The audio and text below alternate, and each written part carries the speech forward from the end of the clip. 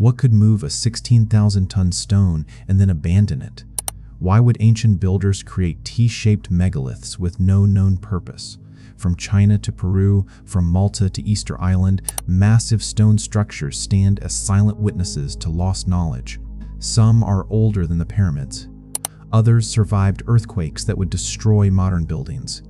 One was built by a single man in Florida using techniques he took to his grave. In this investigation, we examine 10 megalithic sites that challenge our understanding of ancient capabilities and reveal patterns mainstream archaeology struggles to explain.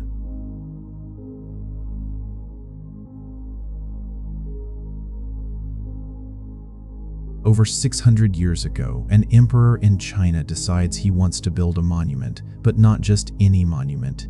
He orders up a single block of stone so massive it would have made everything else look like a toy. We're talking 16,250 tons, but today that stone is still sitting right where they carved it, abandoned in a quarry. It was a colossal failure. This is the insane story of the megalith that was just too damn big to move, and what it tells us about the absolute limits of what humans could do back then. So picture this. It's the early 1400s, and the Ming Dynasty in China is the undisputed powerhouse of the world. They're in a golden age, and running the show is this absolute character, the Yongle Emperor, Zhu Di. This guy was a force of nature. He's the mind behind building the Forbidden City in Beijing and sending out these gigantic treasure fleets that sailed all over the Indian Ocean. The man did not think small, but one of his wildest ideas, one that's been almost totally forgotten, wasn't a palace or a fleet. It was a single piece of rock. The story really kicks off in 1402. Zhu Di takes the throne, but his path to power was messy. He basically usurped it from his own nephew in a civil war, which was a huge no-no in imperial China. It was a stain on his reputation. So he needed to show everyone he had the mandate of heaven, that he was the rightful ruler. And the best way to do that was through filial piety, which is just a fancy way of saying you have to show massive respect for your parents and ancestors. The Yongle Emperor's dad was the Hongwu Emperor, the guy who founded the whole Ming Dynasty. So honoring him on a scale nobody had ever seen before wasn't just about love, it was pure political strategy. The Hongwu Emperor was buried at this huge complex outside the capital, Nanjing, called the Ming Shaoling Mausoleum. In 1405, the Yongle Emperor orders up a memorial stone slab, a stele for his dad's tomb. Now, these things were common, but the emperor's vision was something else entirely. He wanted a monument of truly insane proportions, one that would make all other steles look like pebbles. The plan was for a single structure made of 3 parts, all carved out of the mountain itself. First, a base shaped like a mythical dragon tortoise called a bixi. Then the main body, a massive rectangular block for the inscription praising his dad. And to top it all off, a capstone carved with swirling dragons. All put together, this thing was designed to be 73 meters tall. That's a 24-story building. If they pulled it off, it would have been the tallest stone structure in China by a mile. It was a giant middle finger to anyone who questioned his power. To find stone big enough and good enough, his engineers went to the Yangshan Quarry, a few miles from the city. They'd been pulling limestone out of this place for centuries, but what the emperor needed wasn't just a block of stone, he needed a whole mountain. And this is where his crazy ambition started, its collision course with cold, hard reality. Can you imagine the scene at Yangshan Quarry back then? It must have been organized chaos. Thousands of guys, stonemasons, laborers, soldiers, swarming this hillside, all working on one insane project. They didn't have dynamite or anything like that. They had hammers, chisels, and a basically endless supply of manpower. The technique they used was ancient. First, they'd chisel a line of deep holes in the rock. Then, they'd hammer wooden wedges into the holes and pour water on them, over and over. As the wood soaked up the water, it would expand, slowly, silently, until the pressure inside the stone became unbearable. And then, crack! A fissure would split the rock. They just did this again and again, patiently fighting a war against geology. But the size of what they were carving is it's hard to wrap your head around it. The smallest piece, the capstone, was going to weigh over 6,000 tons. A modern Abrams tank is about 68 tons, so the small piece was like 90 tanks. The main body was even bigger, around 8,800 tons, that's 130 tanks. And then there was the base, the dragon tortoise. That thing was a monster. They calculated its final weight at 16,250 tons. That's more than 230 Abrams tanks. Or think about it this way, it's the weight of about 100 blue whales. It's just nuts. For years, the quarry was just a symphony of hammers and shouting. The work was brutal. The sun would bake the limestone, turning the whole place into a furnace.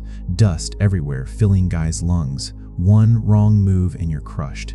And yet, they pretty much did it. Through sheer force of will, they managed to carve out all three sections. The head, the body, and the base were all lying there in the quarry, mostly freed from the bedrock. The hardest part of the plan was done, or so they thought. There was just one tiny problem. Now they had to move it. So the quarry is only a few kilometers from the mausoleum. Not far, right? But for the guys who had to move a 16 to 50-ton block of stone, it might as well have been on the moon. The head engineer must have been losing his mind just thinking about it. How in the hell were they supposed to do this? Back then, moving heavy stuff was all about brute force. They'd build ramps, lay down logs as rollers, put the object on a sledge, and get thousands of men and oxen to pull on ropes. In the winter, they'd pour water on the roads to make a sheet of ice to reduce the friction. These methods worked. They'd built the Great Wall with this stuff. But the stone at Yangshan was a completely different animal. It was so far off the charts that none of the old tricks were going to work. The weight alone was insane. Modern engineers figure it would have taken at least 100,000 men pulling in perfect unison. Just feeding and housing that many guys would have been a nightmare, but even then, the physics was against them. The pressure from the stone would have crushed the wooden rollers into sawdust. The sledge would have just sunk into the dirt, and the path wasn't flat, it went over hills. How do you drag 16,250 tons uphill? The forces are just astronomical. And then, even if by some miracle they got the pieces there, they had to lift them. They'd have to hoist the 8,800-ton body on top of the 16,200-ton base. Then lift the 16,100-ton head and put it on top of that 24 stories in the air. They had no cranes, no hydraulics, just levers and ropes. It was pure fantasy. Even today, we'd have a hell of a time with this. You'd need one of only a handful of superlift cranes that exist on the entire planet. So you have to wonder, what was the real story? At some point, the guys in charge must have realized, this can't be done. We've hit a wall. Imagine having to tell that to an emperor known for his temper. Refusing an order could get you killed. Some historians think the engineers knew it was impossible all along and were just too scared to say so. Others wonder if the project just got scrapped for other reasons. Around this time, the emperor was moving his capital from Nanjing to Beijing and pouring a fortune into building the Forbidden City. Maybe he just lost interest or the money ran out. Either way, the message was clear, this ain't happening. So, the order came down to stop. The hammering went silent, the workers went home, and the quarry was abandoned. And there they are. The three giant stones, left right where they were carved over 600 years ago.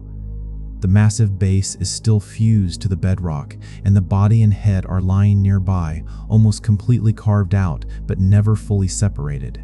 Sleeping giants. Of course, the Yongle Emperor still needed a monument for his dad. A few years later, a new, much smaller stela was put up at the mausoleum. It's called the Shenggong Shengdek Stele.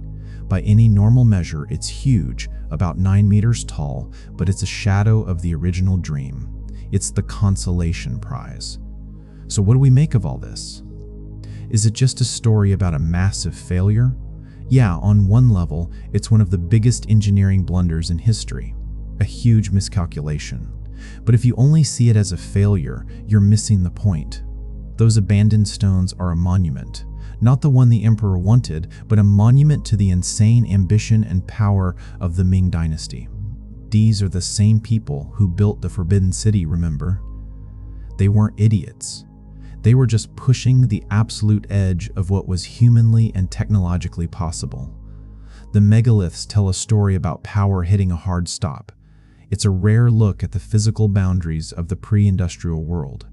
We live in a time where it feels like if you have enough money and willpower, you can build anything. The Yangshan Quarry is a brutal reminder that it wasn't always like that. It's a world where gravity was a tyrant you couldn't beat. It's a lesson in humility, carved in stone. Today, the Yangshan Quarry is a park. You can go there and walk among these silent giants, and it's just impossible to capture the scale of them. They're weathered and covered in moss, slowly being taken back by nature. They feel less like a failed project and more like some bizarre piece of land art. They were supposed to tell the story of one emperor's greatness. Instead, they tell a much more interesting story, the eternal fight between our wild dreams and the laws of physics. The Yongli Emperor wanted a monument that would last forever and scream his family's glory to the heavens. He failed. But in that failure, he left behind something way more fascinating. He accidentally created a monument to the limits of power itself, a memorial to the moment when even the most powerful man on Earth had to bow to the universe. The stones were abandoned because they were a failure. But today, they succeed as something else entirely, a source of pure wonder. And it makes you think, doesn't it? How wild is it that sometimes our greatest, most spectacular failures can become our most fascinating and enduring monuments?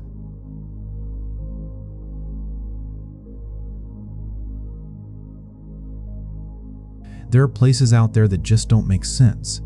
Places that make you question everything you think you know about the past. Well, on the quiet Spanish island of Menorca, there's a mystery that's literally carved in stone. Scattered all over this island are these silent stone giants. They're monuments from a lost time, built by a forgotten people, and they bring up a question that's been freaking archaeologists out for centuries. It's just insane. We're talking about more than 30 of these structures, with a handful of them still standing perfectly balanced after thousands of years. They're called Taulas, and they are found nowhere else on the planet. Taula just means tables in the local language, and you can see why. It's a massive vertical stone pillar, some reaching up to 5 meters, that's almost 17 feet, with another monster rock laid perfectly flat on top, making this giant tease. Think about that. These were built thousands of years ago, way before anybody had cranes or power tools. How did they do it? And more importantly, why? Were they tombs? Were they some kind of weird temple? Or was it something else entirely? We're going to investigate the Menorca Taulas and try to figure out what these people were thinking before their story is lost for good. And hey, before we start, do me a favor and hit that like and subscribe button. You don't want to miss what we're diving into next. To even begin to get your head around the Taulas, you have to understand the people who built them. Menorca is basically a giant open-air museum. It has over 1,500 prehistoric sites on an island that's only 37 miles across. It's one of the most archaeologically packed places on Earth. And in September 2023, this incredible landscape finally got the credit it deserves when UNESCO officially made Taliatic Menorca a World Heritage Site. This whole prehistoric world was run by a mysterious civilization called the Taliatic culture. They pop up on Menorca and the island next door. Menorca and their culture really gets going in the late 2nd millennium BC. Their society was built around these fortified towns with big stone towers called taliats. These things were like watchtowers, symbols of power looking out over the land and sea. These people were farmers and herders, but they weren't cut off from the rest of the world. Archaeologists have found stuff from Carthage and Ibiza, so we know they were trading. They were also famous for being incredible warriors, especially with slings. Ancient writers even noted that the Carthaginian army would recruit these guys from the islands because they were just deadly accurate. But then the Romans show up around 123 BCE and the Taliatic culture just sort of fades out. They left no written language, no histories. All they left behind were these insane stone structures, the taliats, tombs called navetas, and the weirdest of all, the taulas. and the Taulas are only on Menorca. That's one of the biggest parts of the puzzle. Each Taula stands inside a big U-shaped wall, like it's defining a sacred space. For a long time, people argued about whether these enclosures had roofs, but then they found huge fire pits right in front of the Taulas. You can't have a roof over a giant bonfire, so these were open-air sanctuaries. The scale of these things is hard to wrap your mind around. The main pillar at the Taralba din Salor site is nearly 5 meters tall. How did a Bronze or Iron Age society quarry, move, shape, and then perfectly balance these multi-ton limestone blocks? The vertical stone is sunk deep into the bedrock, and the capstone just sits there, so precise it survived thousands of years of weather. This wasn't just building, it was a statement. But a statement of what? That's where the theories start to get wild. The first big idea, and it's a compelling one, is that the Taulas were basically sophisticated astronomical observatories, gateways to the stars. This whole theory gets its power from one simple fact: almost all Taula enclosures face south. An archaeoastronomer named Michael Hoskin argued this was too specific to be an accident. He proposed they were watching for a particular event in the southern sky. His research suggested it was the constellation of Centaurus. Thousands of years ago, because of the Earth's slow wobble, it's called precession. You could see this constellation from Menorca. For a farming society, knowing exactly when to plant your crops is everything. The rising of these stars could have been their calendar. The U-shaped wall would block out all the other light, and a priest could stand in a specific spot and use the Taula to frame the stars rising on the horizon. But here's the problem with that theory: the dating is all screwed up. Due to that same wobble, Centaurus dropped below the horizon and became invisible from Menorca around 1000 BCE. But the evidence shows the Taulas were actually built hundreds of years after that, mostly between 500 and 300 BCE. So how could they be built to watch stars that were no longer there? So if not stars, what about the moon? A German researcher, Waldemar Fenn, was convinced these people were obsessed with astronomy. He argued the Taulas weren't aligned to a fixed point, but were tracking the moon's complex 18.6-year cycle. He suggested that from inside the enclosure, the moon's position would appear to move between the top corners of the giant T's over that cycle. If he's right, these things weren't just simple calendars. They were incredibly advanced lunar calculators. But what if this has nothing to do with the sky? What if it's all about religion? A competing theory, and a powerful one, is that these were places for rituals and animal sacrifices. The main version of this theory is centered on a bull god. Back in 1967, a Spanish archaeologist named J. Mascaro Pasarius said the T-shape isn't just a T, it's a direct representation of a bull's face and horns. And this idea got a huge boost when excavators at the Taralba din Salort site found a beautiful bronze figurine of a bull right near the Taula. They also found artifacts linked to the Punic goddess, Tanit. The bull was a massive symbol of power and divinity all over the ancient world, from Egypt to Crete. Some people think the first settlers on Menorca might have come from Crete, which makes that connection even more interesting. In this theory, the Taula is the god, the enclosure is the temple, and the pit out front is where the sacrifices happened. And they found the evidence: massive fire pits and the bones of young animals, suggesting ritual sacrifice and huge communal feasts. Then there's a kind of hybrid theory that the Taulas were healing centers. This is where it gets really weird. At one dig, they found a small Egyptian figurine with an inscription that says, "I am Imhotep, the god of medicine." They also found a bronze horse hoof, which is a symbol tied to Asclepius, the Greek god of medicine. Proponents of this idea try to tie it all together, connecting these healing gods back to the Centaurus constellation, noting that in Greek myth, the centaur Chiron was a master of healing. Maybe people were brought to the Taulas at certain times, hoping for a divine cure. It's this wild mix of astronomy, religion, and medicine, and it shows you just how complex these ancient people's beliefs might have been. Then you get to the stuff that mainstream academics don't want to talk about. This is where we zoom out and connect the dots to a bigger, global mystery. Local legends on Menorca have always talked about giants who used to live on the island. And when you look at the sheer size of the Taulas and Taliats, you can see why. The stonework is often called Cyclopean, a name borrowed from ancient Greek sites that people believed could only have been built by the mythical one-eyed Cyclopes. When you really look at a Taula with these multi-ton stones stacked with impossible precision, you can't help but wonder, how the hell did they do this? And that same question gets asked all over the planet.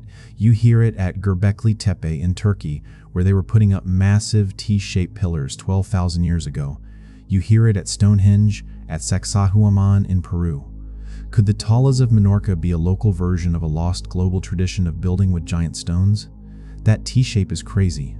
It's unique to Menorca in this form, but T-shaped pillars are the defining feature of Göbekli Tepe, a place thousands of years older, but with a stunningly similar design. Is it possible this symbol had some deep, universal meaning that we've completely forgotten? This view asks you to see Menorca as just one piece of a giant puzzle. It asks you to question the official story of our past. Were our ancestors way more advanced than we think? Did they have some forgotten knowledge of engineering or physics that let them pull this stuff off? The people who push this view don't have all the answers. They just point to the patterns, the similar stonework, the astronomical alignments that pop up across continents and across thousands of years, and they ask, are we looking at the fingerprints of a lost chapter of human history? From that angle, the Taulas aren't just a local puzzle, they're a key to a much bigger, much stranger global mystery. So, where does that leave us? In the end, the stones of Menorca are keeping their secrets. Whether they were built to watch the stars, worship a god, or as landmarks left by giants, they don't give up easy answers. They aren't just ruins, they are questions written in stone, and they challenge everything we assume about the people who came before us. The evidence for every theory is strong, but nothing is a slam dunk. The astronomical alignments are convincing, but you can't ignore a bronze bull statue found at the altar. Maybe the truth isn't one or the other. Maybe it's all of it. The Taulas could have been the center of their entire world, where science, religion, medicine, and community all came together under the sun and stars. What's left standing in the Mediterranean sun is a monument to the power of mystery. These stone giants are the legacy of a culture that vanished but managed to create something timeless. And maybe the real point of the Taulas isn't to find one neat answer. Maybe their real purpose is the feeling of wonder they give us, that mystery that keeps us curious, keeps us questioning, and keeps us exploring the deepest parts of our own story.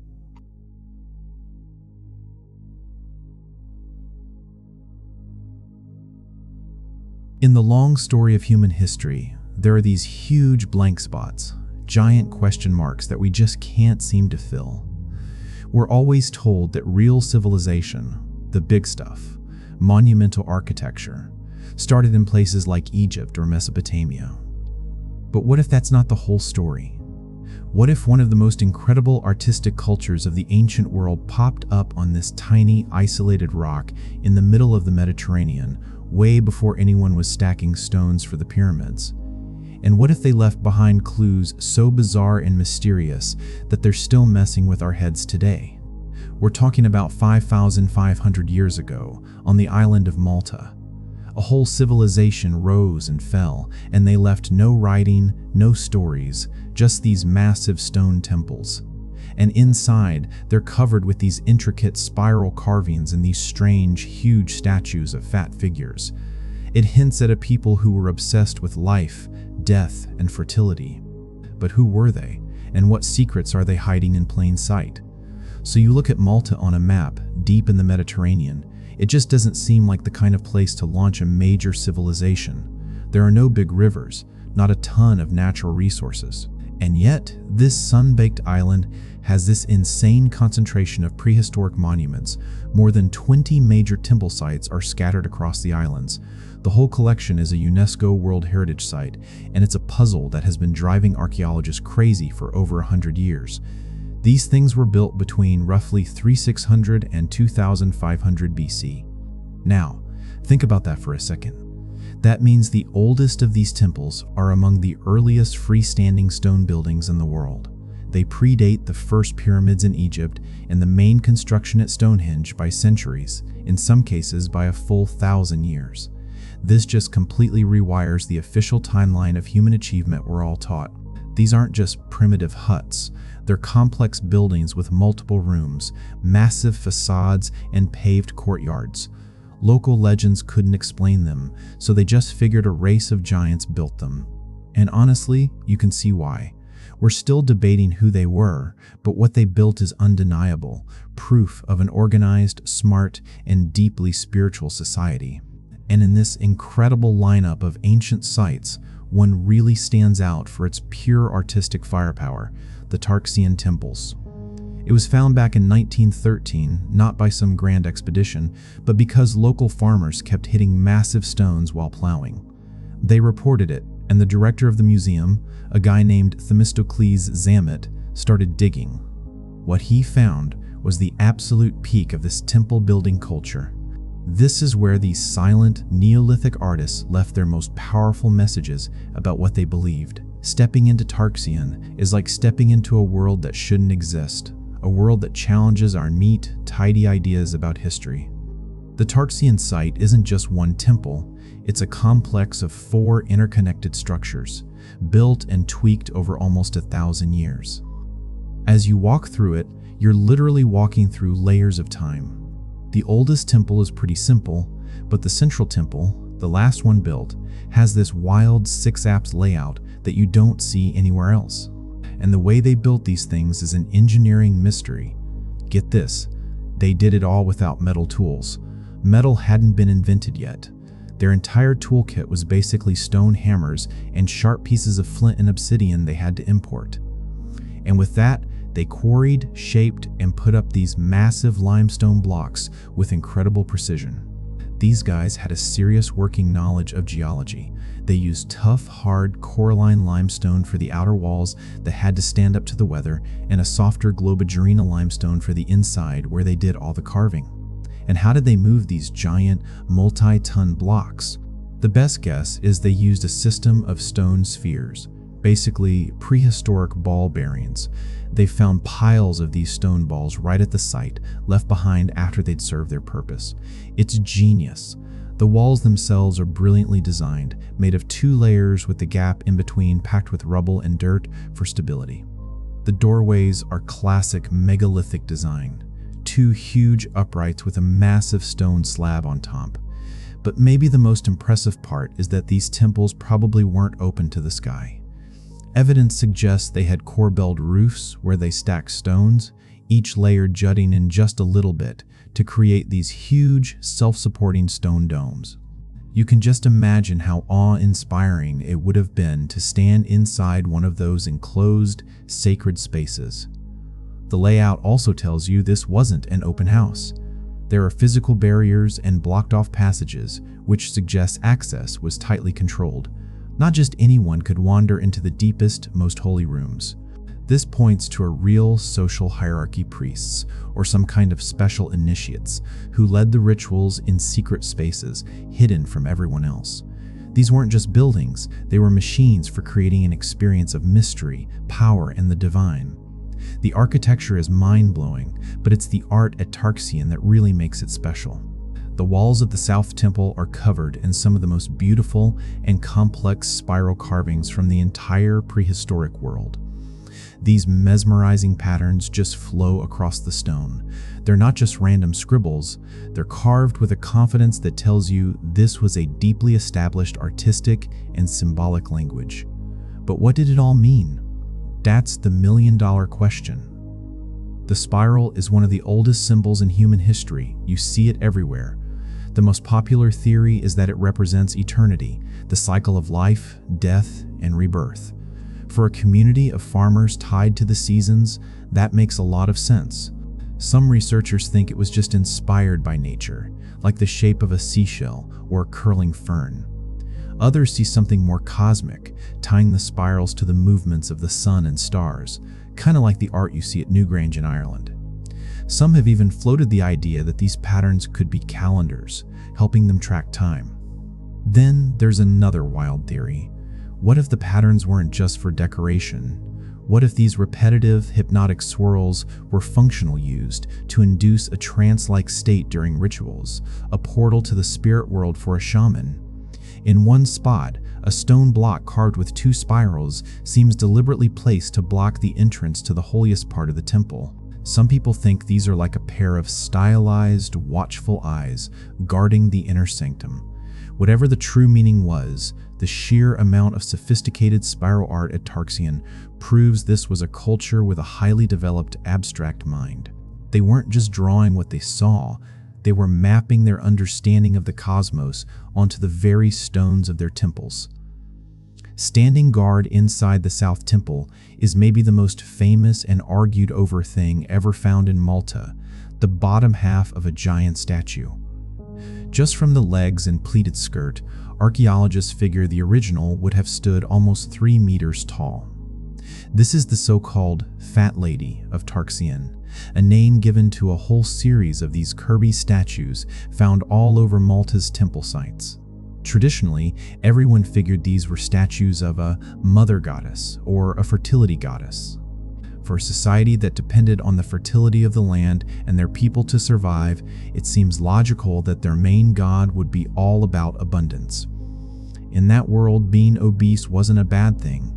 It was a powerful symbol of health, prosperity, and the ability to create life. Finding them in temples seems to lock in the idea of a widespread fertility cult. But it might not be that simple. More recent theories challenge this. Some scholars point out that the figures are often deliberately androgynous or asexual. When you look closely, many of them don't have clear female features. It's been suggested their gender wasn't fixed. Some even have sockets where different heads could be attached, so one statue could represent different gods or different ancestors at different times. And that leads to a completely different idea. What if they're not gods at all, but revered ancestors? In that view, the statues are about lineage. The chubbiness isn't just about fertility, it's about success and a blessing on the community. The name Fat Lady is just a modern label that might be totally misleading. Maybe what they were focused on was fatness, itself as a symbol of power and prestige, a divine quality that was beyond gender. Whether they're a great mother, powerful ancestors, or something we don't even have a name for, these statues give us a real look into what this culture valued. They worshipped figures that represented stability, prosperity, and the continuation of their people. It's a huge contrast to the ripped warrior gods of later cultures. Here, power wasn't about war, it was about abundance. The art and architecture at Tarxien aren't just a museum exhibit, they were the stage for a lost religion. And thanks to some incredible archaeology, you can still feel the echoes of their ceremonies. The temple walls are carved with reliefs of animals, giving us a clear menu of what was important to them: goats, rams, pigs, and especially bulls. A famous carving shows a bull, a timeless symbol of strength, right next to a sow, a symbol of fertility. And these weren't just pictures, there's overwhelming evidence of animal sacrifice. Archaeologists found huge deposits of animal bones crammed into hidden chambers and special altars. But the smoking gun, literally, was found inside a sealed stone altar in the South Temple. They pulled out the stone plug, and the chamber was filled with horns and bones, and right there with them was the flint knife used in the ritual. It's chilling. Fire was also a big deal. They found hearths in the corridors and were still debating what for. Was it for light, warmth, ritual purification, or were they cooking up sacrificial feasts? You can still see pink residue on some stones where fires once burned hot. The use of red ochre paint is also huge. In a lot of ancient cultures, this red pigment was a powerful symbol for blood and the life force. They probably used it to anoint the statues or pour it out as an offering to the earth. But the story of Tarxien doesn't end with the temple builders. Around 2500 BC, this incredible culture, after flourishing for more than 1,000 years, just vanished. There are no signs of war or some big catastrophe. They just disappeared, leaving their amazing temples to fall silent. Hundreds of years later, new people from the Bronze Age arrived on Malta. They found these ancient structures and, recognizing their power, started using parts of the Tarxien complex as a cremation cemetery, burying their dead on the sacred ground of the people who came before. So you step back and look at the whole thing, and you're just left with more questions than answers. Who were these people? How did a small, isolated population develop the social structure and the know-how to build all this? They just seemed to burst onto the scene as master builders with no practice runs. What did the spiral really mean? Was it a map of the cosmos, a shamanic tool, a symbol of eternity, or all of the above? And who were the big-bodied figures they carved in stone? A single, all-powerful mother goddess, or a whole lineup of respected ancestors? And the most haunting question of all, where did they go? Why does a culture at the absolute peak of its power, a civilization that lasted for a millennium, just blink out of existence around 2500 BC? These are the questions that make Tarxien more than just an archaeological site. It's a puzzle carved in stone. The people of Tarxien left us no writing, no king lists, no epic poems. Their legacy is quieter, but maybe even more profound. They left us their art and their architecture, a symbolic language that speaks of a deep connection to nature, a reverence for life, and a complex understanding of the universe. They prove that you don't need metal, writing, or war to be an advanced civilization. Sometimes, all you need is art, spirit, and a powerful sense of community. The Tarxien temples are more than just a pile of old rocks. They're a monument to a completely lost world of thought, a spiritual universe that exploded with creativity and then just went silent. They force us to imagine a totally different version of the past, one where art was the most advanced technology and celebrating life was the ultimate form of worship. We may never know all the secrets of the temple builders, but their legacy is still there, whispering from the heart of the Mediterranean, a timeless invitation to wonder, to question, and to explore the deepest parts of our own human story.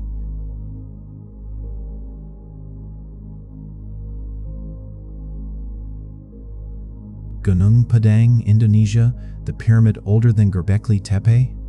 So, we've all been taught a pretty standard story about human history: the Great Pyramids in Egypt, the peak of ancient building. Civilization itself? It supposedly kicked off in the Fertile Crescent about 6,000 years ago, right after we figured out farming. Before that, the story goes, we were all just small tribes of hunter-gatherers running around, not capable of building anything bigger than a hut. But what if that entire timeline is just wrong? Out in the mountains of West Java, Indonesia, a team of researchers uncovered something that completely challenges that story. It's a huge megalithic site, and according to their incredible claims, it's not just older than the Egyptian pyramids, it's potentially thousands of years older than Göbekli Tepe in Turkey, which already made us tear up the history books. This place is called Gunung Padang, which means Mountain of Enlightenment. The story involves a potential lost civilization, a massive scientific controversy, and a discovery that can make us rethink where we come from. But is it really the world's oldest pyramid, or is it a wild theory that got way ahead of the evidence? The real story is a lot more complicated and fascinating than you think. Alright, so picture this. High up in West Java, sitting on an extinct volcano almost 900 meters above sea level, is Gunung Padang. For the local Sundanese people, this place has always been sacred, wrapped in myths. There's a story about a king, Siliwangi, who tried to build a palace there in just one night. For hundreds of years, it was a place of pilgrimage, its true size hidden under jungle and fog. To the rest of the world, Gunung Padang was just a blip in some old Dutch colonial reports from the 1890s. It wasn't until 1979 that local farmers rediscovered it, and modern archaeologists started paying attention. And what they found was wild, the largest megalithic site in all of Southeast Asia. It's a massive complex of 5 stone terraces, all connected by a central staircase with almost 400 steps going up the side of the hill. The whole place is covered in thousands of rectangular volcanic stones. These stones, called columnar joints, are a natural feature of the volcano, but here they look like they've been arranged, stacked, and put into place on purpose. You can see retaining walls and what some people think are chambers, gates, and ritual platforms. Initial studies back in the 80s were pretty conservative. Archaeologists found pottery on the surface that they dated to about 2,500 years ago, putting it in Indonesia's late prehistoric period. For a while, that was the official story. Gunung Padang was an impressive but relatively recent ceremonial site, important for local history, but not a world shaker. But then an Indonesian geologist, Dr. Danny Hilman Natawijaja, looked at this hill and saw something completely different. He didn't just see terraces on a hill, he saw the top of a massive buried structure. He believed what was visible was just the tip of the iceberg, and his mission to prove it kicked off one of the biggest firestorms in modern archaeology. So, starting around 2011, Dr. Natawijaja and his team went all in on Gunung Padang. They weren't just digging with shovels, they brought in the heavy-duty tech. They used ground-penetrating radar, electrical resistivity, and seismic tomography. Basically, they gave the whole hill a CAT scan to see what was underneath, and what they said they found was mind-blowing. They reported evidence of multiple layers built one on top of the other, stretching deep into the hill. They argued these weren't natural layers of dirt, but different phases of construction built thousands of years apart. They even said they detected hidden chambers buried deep inside the structure. To get a closer look, they drilled core samples from deep inside the hill and pulled out organic material, basically old soil trapped between what they believed were man-made layers. They sent that soil for radiocarbon dating. The results, which they published in the journal Archaeological Prospection in October 2023, were an absolute bombshell. They laid out a timeline for the site that was just staggering. The top layer, what we can see, they called Unit 1. It lined up with the mainstream dating of about 2,000 to 3,000 years old. But underneath that, they claimed there was a Unit 2 dating back to around 7,500 to 8,000 years ago. Deeper still, they said they found Unit 3, which they dated to between 9,000 and 20,000 years old. And at the very bottom, what they called Unit 4A, chamber made of sculpted lava rock. The carbon dating from the soil pointed to an age that sounds almost impossible, between 14,000 and 27,000 years old. The paper's conclusion was breathtaking. They claimed Gunung Padang wasn't a natural hill at all, but a complex, layered pyramid built by humans. And if the first stages of its construction really happened during the last ice age, it would make Gunung Padang the oldest pyramid in the world by a long shot, predating Egypt's pyramid of Djoser by over 20,000 years. It would even be more than twice as old as Göbekli Tepe. The paper argued these builders must have possessed remarkable masonry capabilities, which just doesn't fit the picture of hunter-gatherers from the Paleolithic era. It hinted at a lost, advanced civilization that was thriving during the Ice Age. For a minute, it seemed like the history books were about to get a complete rewrite. The second that paper was published, the scientific community went into an uproar. Archaeologists, geologists, and dating experts from all over the world started raising huge red flags. The backlash was fast, it was brutal, and in the end, it was devastating for the paper. In March 2024, the journal Archaeological Prospection and its publisher Wiley did something almost unheard of. They officially retracted the paper. The retraction notice said the article had a major error that the peer review process somehow missed. And that error blew a hole in the entire theory. The biggest problem was the radiocarbon dating. The critics and the journal pointed out that the team had dated soils, not man-made artifacts. The dates they got, as old as 27,000 years, only proved how old the dirt was. It didn't prove when humans built something. To do that, you need to date stuff that's clearly connected to human activity, like charcoal from a fire pit, tools, or bones with cut marks. The soil from the deep layers at Gunung Padang had nothing like that. One critic put it perfectly. It's like dating the soil under the Eiffel Tower and then claiming the tower is 20,000 years old. Without a direct link between what you're dating and a human hand, the dates are meaningless for proving when a structure was built. On top of that, other geologists completely disagreed with the idea that the hill was an artificial pyramid. Volcanologist Sutino Bronto has argued that Gunung Padang is just the neck of an ancient volcano. Those pillar-like rocks? That's a common natural thing called columnar jointing, which happens when lava cools and cracks. That so-called cement the team found? Other experts say it's just natural chemical weathering. Archaeologists also pointed out that there's zero other evidence of an advanced Ice Age civilization in that area. A society that could build something this massive would have left other stuff behind: settlements, tools, graves. But the archaeological record from that period in Indonesia only shows typical hunter-gatherer groups. The claim of remarkable masonry capabilities 25,000 years ago just wasn't supported by anything else. The lead author, Dr. Natawijaja, and his team fired back, completely disagreeing with the retraction. They called it unjust and a form of censorship, and they stand by their data and their interpretation. The whole thing became a battle between a revolutionary new idea and the established scientific consensus that demands rock-solid proof. So where does this leave us? And how did Gunung Padang get compared to a place like Göbekli Tepe? That comparison is key to the whole story. Göbekli Tepe, found in Turkey in the 90s, was a total game changer.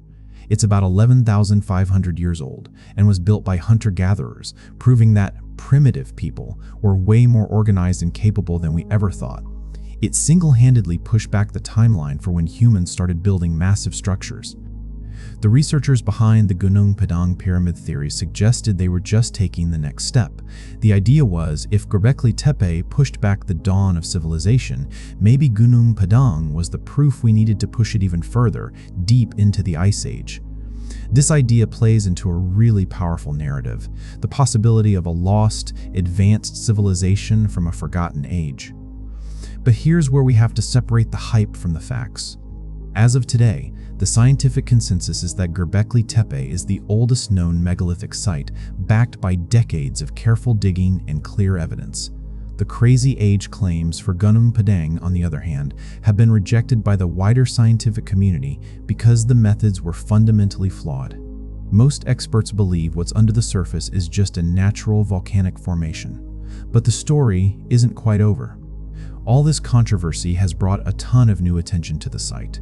In early 2025, Indonesia's Minister of Culture, Fadli Zon, called for more research, showing the government is still very interested in what's going on there. There's talk of careful, phased restoration and continuing studies, this time in collaboration with Indonesia's National Research and Innovation Agency. Gunung Padang is still a massive puzzle, a place where science, myth, and national pride all crash into each other.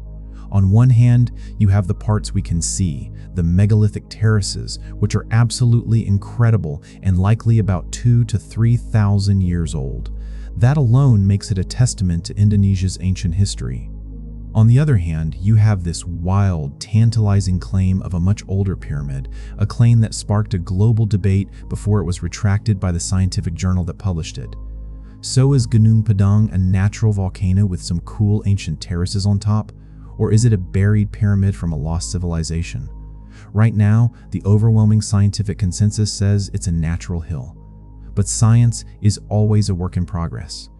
The whole controversy is a wild reminder that we have to stay open to ideas that challenge everything we think we know, but we also have to stick to the hard evidence that separates science from pure speculation. What do you think is going on at Gunung Padang? Is it a natural wonder? Or is there a bigger story that science is missing? Let me know in the comments.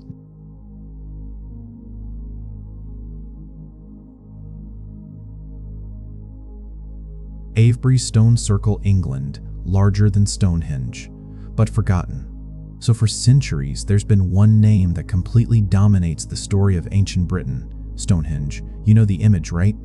That iconic silhouette sticking up out of the Salisbury Plain. It's a global symbol of ancient mystery. We see it everywhere. Postcards, movies, it's burned into our brains. It's supposed to be the absolute pinnacle of what our Stone Age ancestors could do. But what if everything you thought you knew about this ancient world was just wrong? What if the greatest prehistoric monument in the British Isles isn't the one you think it is? What if there was another one, way bigger, a prehistoric complex so vast that a whole village was built inside its walls, surrounded by hundreds of giant stones? This isn't some sci-fi movie. This is the story of Avebury, a lost world that completely rewrites ancient history. To really get your head around what's been forgotten, you first have to look at what we all know. And look, Stonehenge is, without a doubt, an absolute masterpiece of engineering. It was built in stages, but its famous stone circle went up around 2500 BC. The Sarsen stones are massive, some weighing 40, even up to 50 tons, and they were moved and set up with this insane astronomical precision that researchers are still trying to figure out. The whole thing is lined up with the solstices. It's like a celestial clock made of rock, built by people who had a deep, deep understanding of the cosmos. It feels like a temple. Every stone is shaped, every angle is on purpose. It's like a sacred stage for some kind of ritual we can only guess at. And its fame is totally deserved.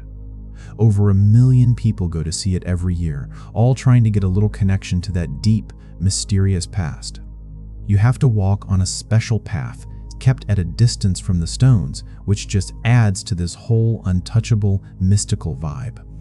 Stonehenge feels like this perfect, final statement left behind by a lost civilization. Its story is so powerful, so complete, that it just casts this huge shadow over everything else. We've been so hypnotized by it that we've completely missed the much, much bigger picture just 20 miles away. It's like we've been staring at a magnificent cathedral with no idea there was an entire city just over the horizon. For generations, the history books have told us a simple story. Stonehenge was the center of the Neolithic world. But the history books are wrong. Welcome to Avebury. Now, when you first see it, it might not seem as dramatic as Stonehenge. There are no giant lintels hanging up in the air. The stones are raw, they're rugged, unshaped, and they're kind of scattered all over this rolling landscape. But then you start to walk, and the sheer mind-bending scale of this place just hits you. This isn't just a circle of stones, it's a world of them.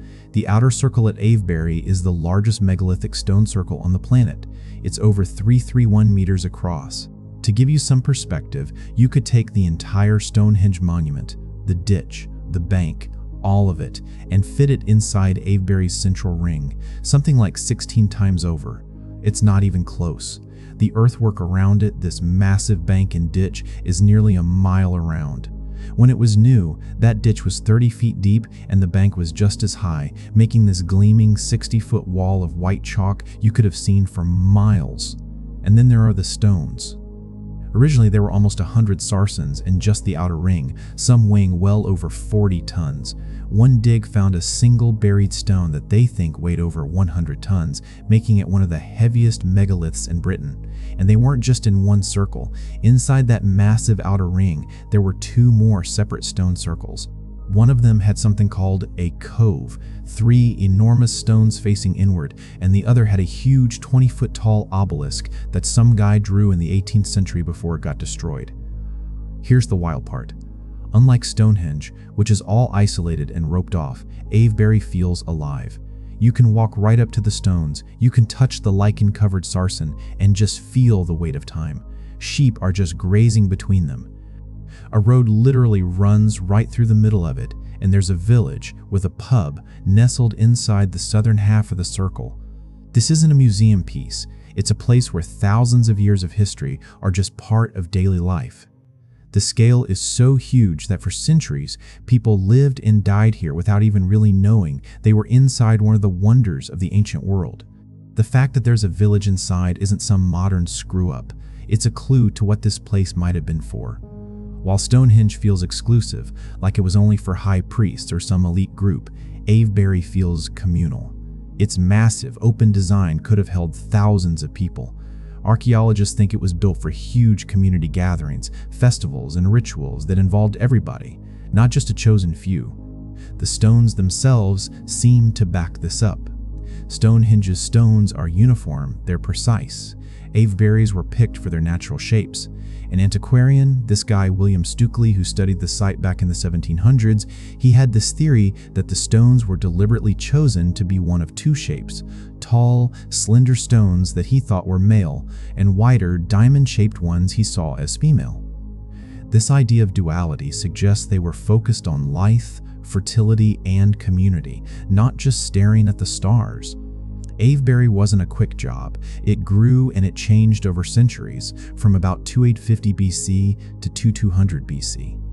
That long construction period means that generations of people pitched in, each adding to what their ancestors started. This wasn't a static temple, it was a dynamic, evolving city of stone. That fundamental difference points to a different kind of society. Stonehenge speaks of hierarchy, of specialized knowledge.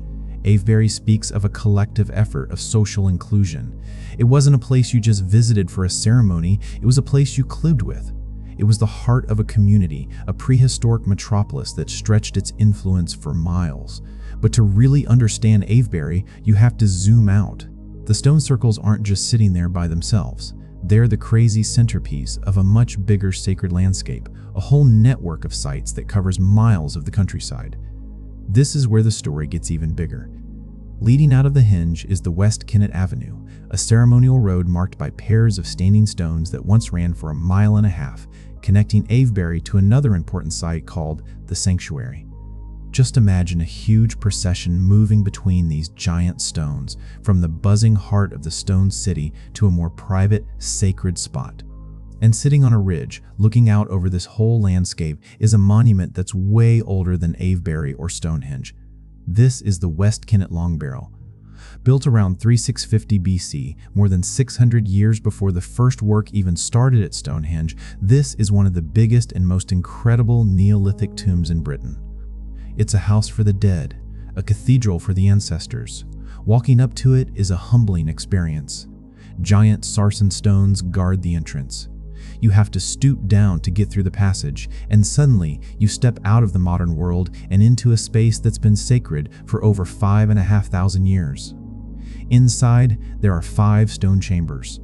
Archaeologists found the remains of at least 46 people in here, men, women, children, all laid to rest over generations. It wasn't just a tomb, it was a place of ritual, a real link between the living and their ancestors. Just building this barrow is estimated to have taken over 15,000 hours of work. But there's one more monument in this landscape, and it's maybe the most mysterious and just, wow. From the entrance of the Long Barrow, you can't miss it. There's a huge, man-made, perfectly cone-shaped hill in the distance. This is Silbury Hill. This thing is insane. Silbury Hill is the largest prehistoric man-made mound in all of Europe. They finished it around 2400 BC, about the same time the Great Pyramids of Egypt were being built, and it's comparable to them in size. It's 130 feet tall, built from 500,000 tons of chalk and earth. The amount of labor is almost impossible to imagine, an estimated 18 million hours of work. And here's the most baffling part, there's nothing inside it. People have tunneled into it. They've dug shafts from the top. They've found no burial, no treasure, no central chamber, nothing. So what the hell is it? It's a monument to what? A mountain of pure effort, its gleaming white chalk sides once dominating the landscape, a testament to the incredible power and organization of the people who lived here. When you put all these pieces together, a totally new timeline of ancient Britain emerges. The story doesn't start with stone circles, it starts with the dead. Around 3650 BC, the community builds the Great Tomb at West Kennet, locking in their sacred connection to the land through their ancestors. Then, the landscape evolves. The main work at Avebury kicks off around 2850 BC with the massive henge and the inner circles. The giant outer circle and the avenues were probably finished around 2500 BC, making it contemporary with, and in some parts older than, the famous Sarsen Circle at Stonehenge. Finally, around 2400 BC comes the colossal statement of Silbury Hill, a project of almost unbelievable scale. What you're looking at isn't just a random collection of monuments, it's a coordinated, staggeringly ambitious building program that went on for 1,000 years. This was the work of a stable, organized, and powerful society. The sheer amount of labor tells us that thousands of people from all over the region had to be involved. They all shared a vision, a belief system that they literally built into the earth. This was their sacred capital. Stonehenge may have been a specialized temple, an architectural wonder, but the Avebury landscape was the heartland. It was a place for the living and the dead, for massive public ceremonies and deep ancestral worship. It was a sprawling ritual complex on a scale that has no equal. So, if Avebury was so much bigger and arguably more important, why does it live in Stonehenge's shadow? Why was this prehistoric metropolis almost completely forgotten? The answer is a story of destruction and rediscovery. While Stonehenge stood way out on a military plain, mostly untouched, Avebury was a living place. In the Middle Ages, a village started to grow up inside the monument. For a while, the village and the stones coexisted. But then, in the late medieval period, a new kind of religious paranoia took over. The ancient stones were seen as pagan idols, evil relics from a devil-worshipping past that had to be wiped clean from a good Christian landscape. And so, the destruction began. Local people, probably encouraged by the church, started toppling and burying the giant stones. They'd dig a huge pit next to a stone, light massive fires at its base to heat the rock glowing hot, and then douse it with cold water to crack it. Then, with ropes and levers, they'd heave the monolith into the pit and bury it, just erasing it from sight. And we have this tragic, unbelievable snapshot of this process thanks to a freak accident. In 1938, an archaeologist named Alexander Keeler was digging at Avebury and found a skeleton crushed underneath one of these toppled stones. With the skeleton was a leather pouch with coins from the 1320s, a pair of scissors, and a medical probe. He became known as the barber surgeon of Avebury, apparently killed in the middle of the act of burying one of the great stones. His bad luck gives us a chillingly precise date for this era of destruction. This went on for centuries. A lot of stones were just broken up for building material for the houses you can still see today. By the time guys like John Aubrey and William Stukeley showed up in the 17th and 18th centuries, the site was a wreck. They frantically drew and measured what was left, saving the memory of Avebury's original layout just as it was disappearing. It wasn't until the 1930s that this guy, Alexander Keeler, an heir to a marmalade fortune of all things, bought the site and started the massive job of finding the buried stones and putting them back up, basically saving Avebury from being lost forever. In the end, comparing Stonehenge and Avebury isn't about which one is better. They're two parts of the same incredible story. They show us different sides of the Neolithic mind, the precise astronomical genius of Stonehenge, and the vast, communal, earth-shaping spirit of Avebury. But the story of Avebury changes everything. It shows us that the world of our ancestors was bigger, more complex, and way more ambitious than we ever gave them credit for. It reveals a society that could organize itself over 1,000 years to create a sprawling, sacred landscape, a true city of stone and earth. So the next time you see a picture of Stonehenge, remember its giant, mysterious neighbor. Remember the house of the ancestors on the ridge and that bizarre man-made mountain that's holding on to its secrets. Remember the lost world of Avebury, a world that proves the most incredible stories are often the ones that have been hiding in plain sight all along.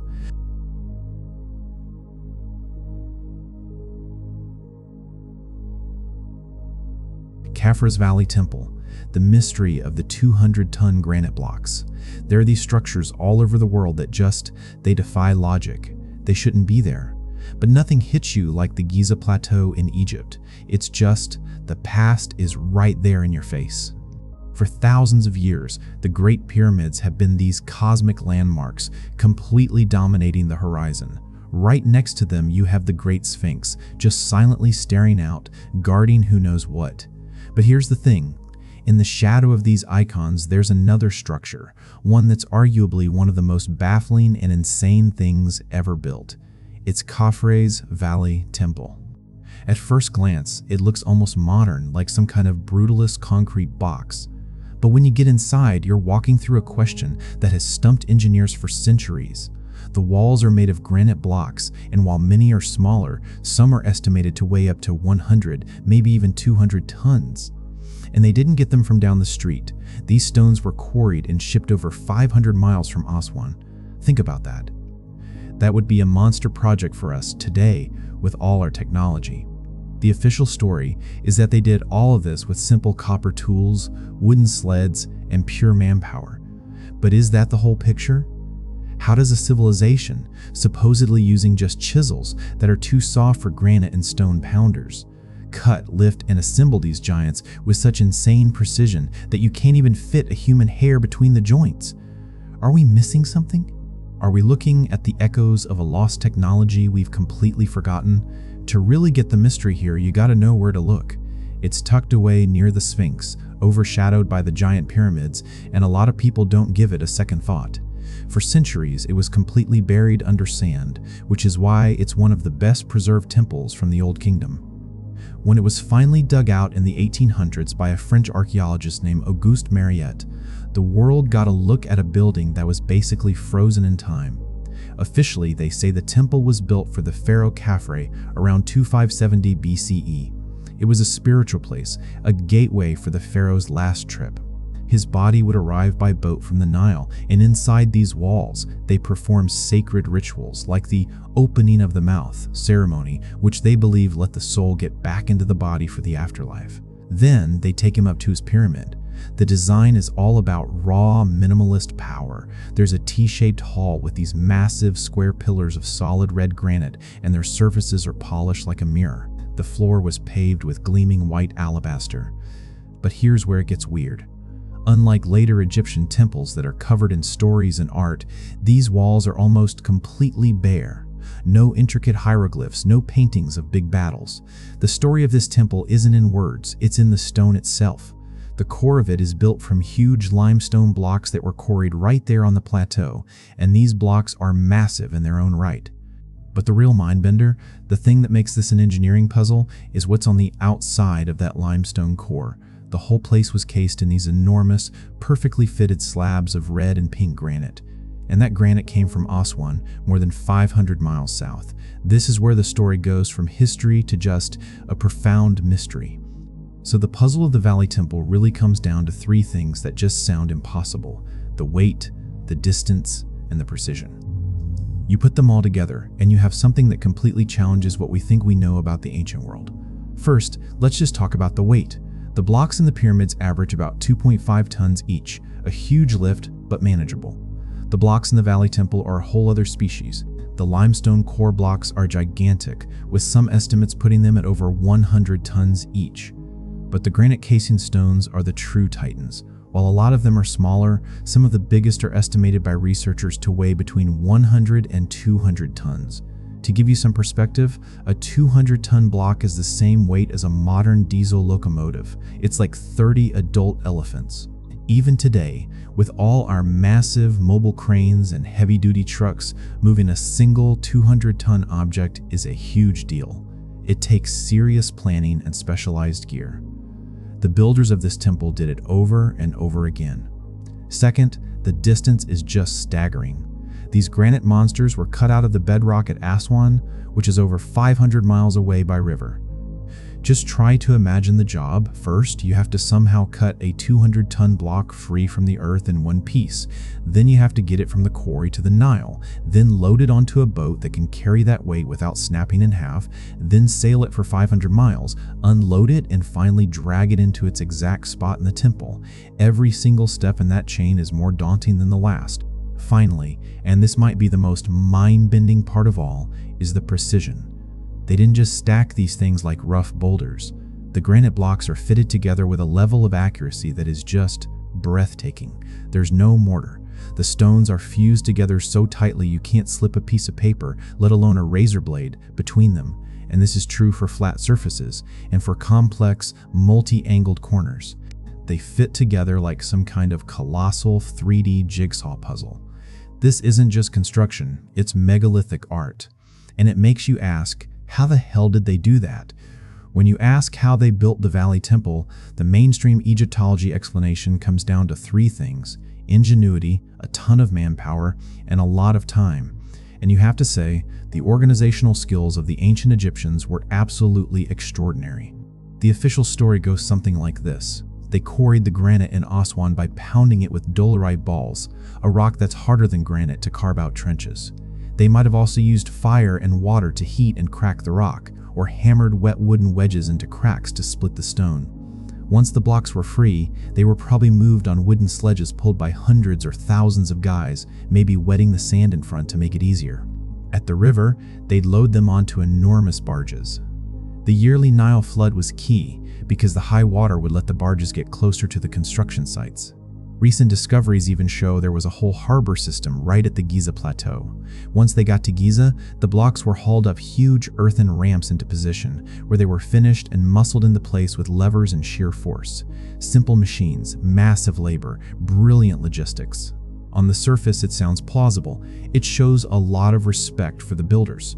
But when you really zoom in on the Valley Temple, some serious cracks start to show in that story. The simple tools, explanation just starts to feel weak. Let's start with quarrying. Pounding granite with stone balls is painfully slow, and the tools? The main metal tool they had was the copper chisel, and copper is way too soft to cut Aswan granite. It's fine for limestone, but it would just bend against granite. So were they really just pounding these massive blocks into perfect shape? Then there's the transport. The physics of loading a 100 or 200-ton block onto a wooden boat is a complete nightmare. That much focused weight could easily break the boat's spine or just flip it over. This would take a level of naval engineering that's way beyond what we think the Old Kingdom had. And finally, the placement. Hauling a megalith up a ramp is one thing, but how do you then gently nudge it into a perfect fit against its neighbors with zero gaps? How do you shave off the last few millimeters of hard granite, especially in tight corners, with nothing but stone pounders? The official explanation tends to gloss over these details, the very details that make the temple so incredible. Some engineers argue that no amount of time or labor with those tools can explain the results we see.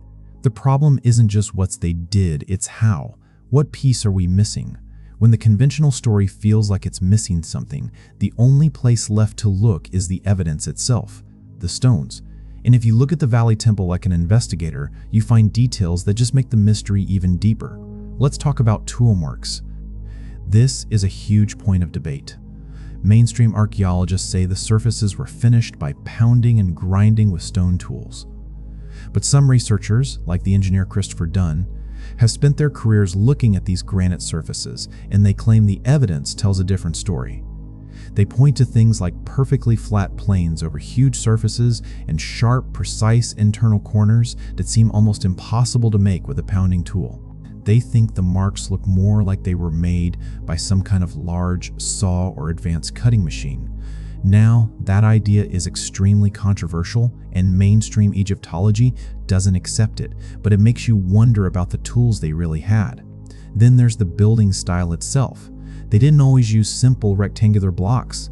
In some places, they used polygonal masonry, where the blocks are cut into these complex, irregular shapes that interlock perfectly. We see the same style in other mysterious ancient sites, like in Peru. Why would you go to all that extra trouble when square blocks are so much easier? One theory is that this design is way more stable, especially against earthquakes. Could that be evidence of a deep understanding of structural engineering, a knowledge of how to build for eternity? But maybe the most controversial clue is the weathering. The core of the temple is made of huge limestone blocks, and those were then covered by the granite casing stones. Here's the mystery. The limestone blocks inside show signs of major erosion. Since the temple was buried in sand for most of its history, how did that happen? Some geologists, like Dr. Robert Schoch, have a radical theory about this. He argues that the erosion patterns on the limestone core, and more famously on the Sphinx and its enclosure walls where these blocks were quarried, don't look like they were caused by wind and sand. He says it looks like water erosion, the kind caused by a lot of rainfall over a long time. The problem with that? The climate in Giza has been desert dry for the last 5,000 years. To get the kind of rain needed for that erosion, you'd have to go back to a time before 5000 BCE, thousands of years before Khafre was even born. This has led to the Sphinx water erosion hypothesis, which suggests the original structures at Giza, including the core of this temple, might be way older than we think. It suggests Khafre wasn't the original builder, but maybe he just found and repaired a much more ancient site. This is still one of the biggest fights in Egyptology, but it opens up a fascinating possibility. When the facts and the stones themselves leave all these questions open, you're going to get new theories, ideas that go way beyond the standard textbook answer. The puzzles of the Valley Temple, the insane weights, the precision, the weird erosion, have become the foundation for speculating about a lost chapter of human history. This isn't about aliens. It's about questioning the simple, straight-line story of our past, where we went from primitive too advanced? What if that's not the whole story? What if the people who built the Valley Temple didn't invent these techniques, but inherited them from a much older tradition of knowledge that's now lost? This idea of a lost technology or a predecessor civilization suggests that the skills we see at Giza were the final product of a long history that we have no record of. Maybe a sophisticated culture existed in the very distant past that understood mechanics and engineering on a whole different level.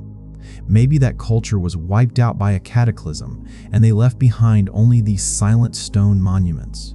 The dynastic Egyptians might have found them and tried to copy them, but never quite replicated the original quality. The fact that the Valley Temple's walls are so bare, so different from later Egyptian temples, is seen by people who hold this theory as a huge clue that it belongs to a different, more ancient people. This is all speculation, but it's a powerful idea born from the fact that our conventional explanations just don't seem to fit the evidence we can see with our own eyes.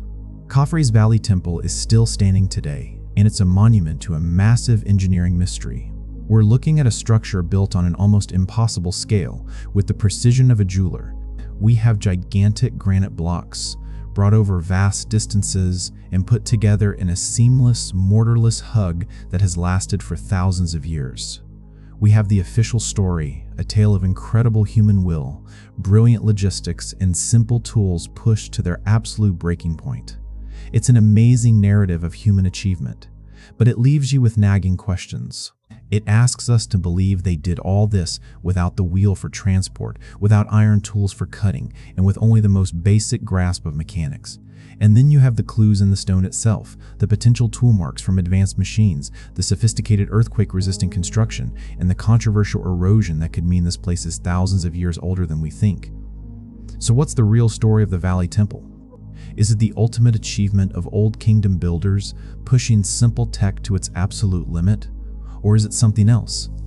A silent stone giant guarding the memory of a lost technology, a forgotten age of genius. What are we missing? Let us know what you think in the comments below.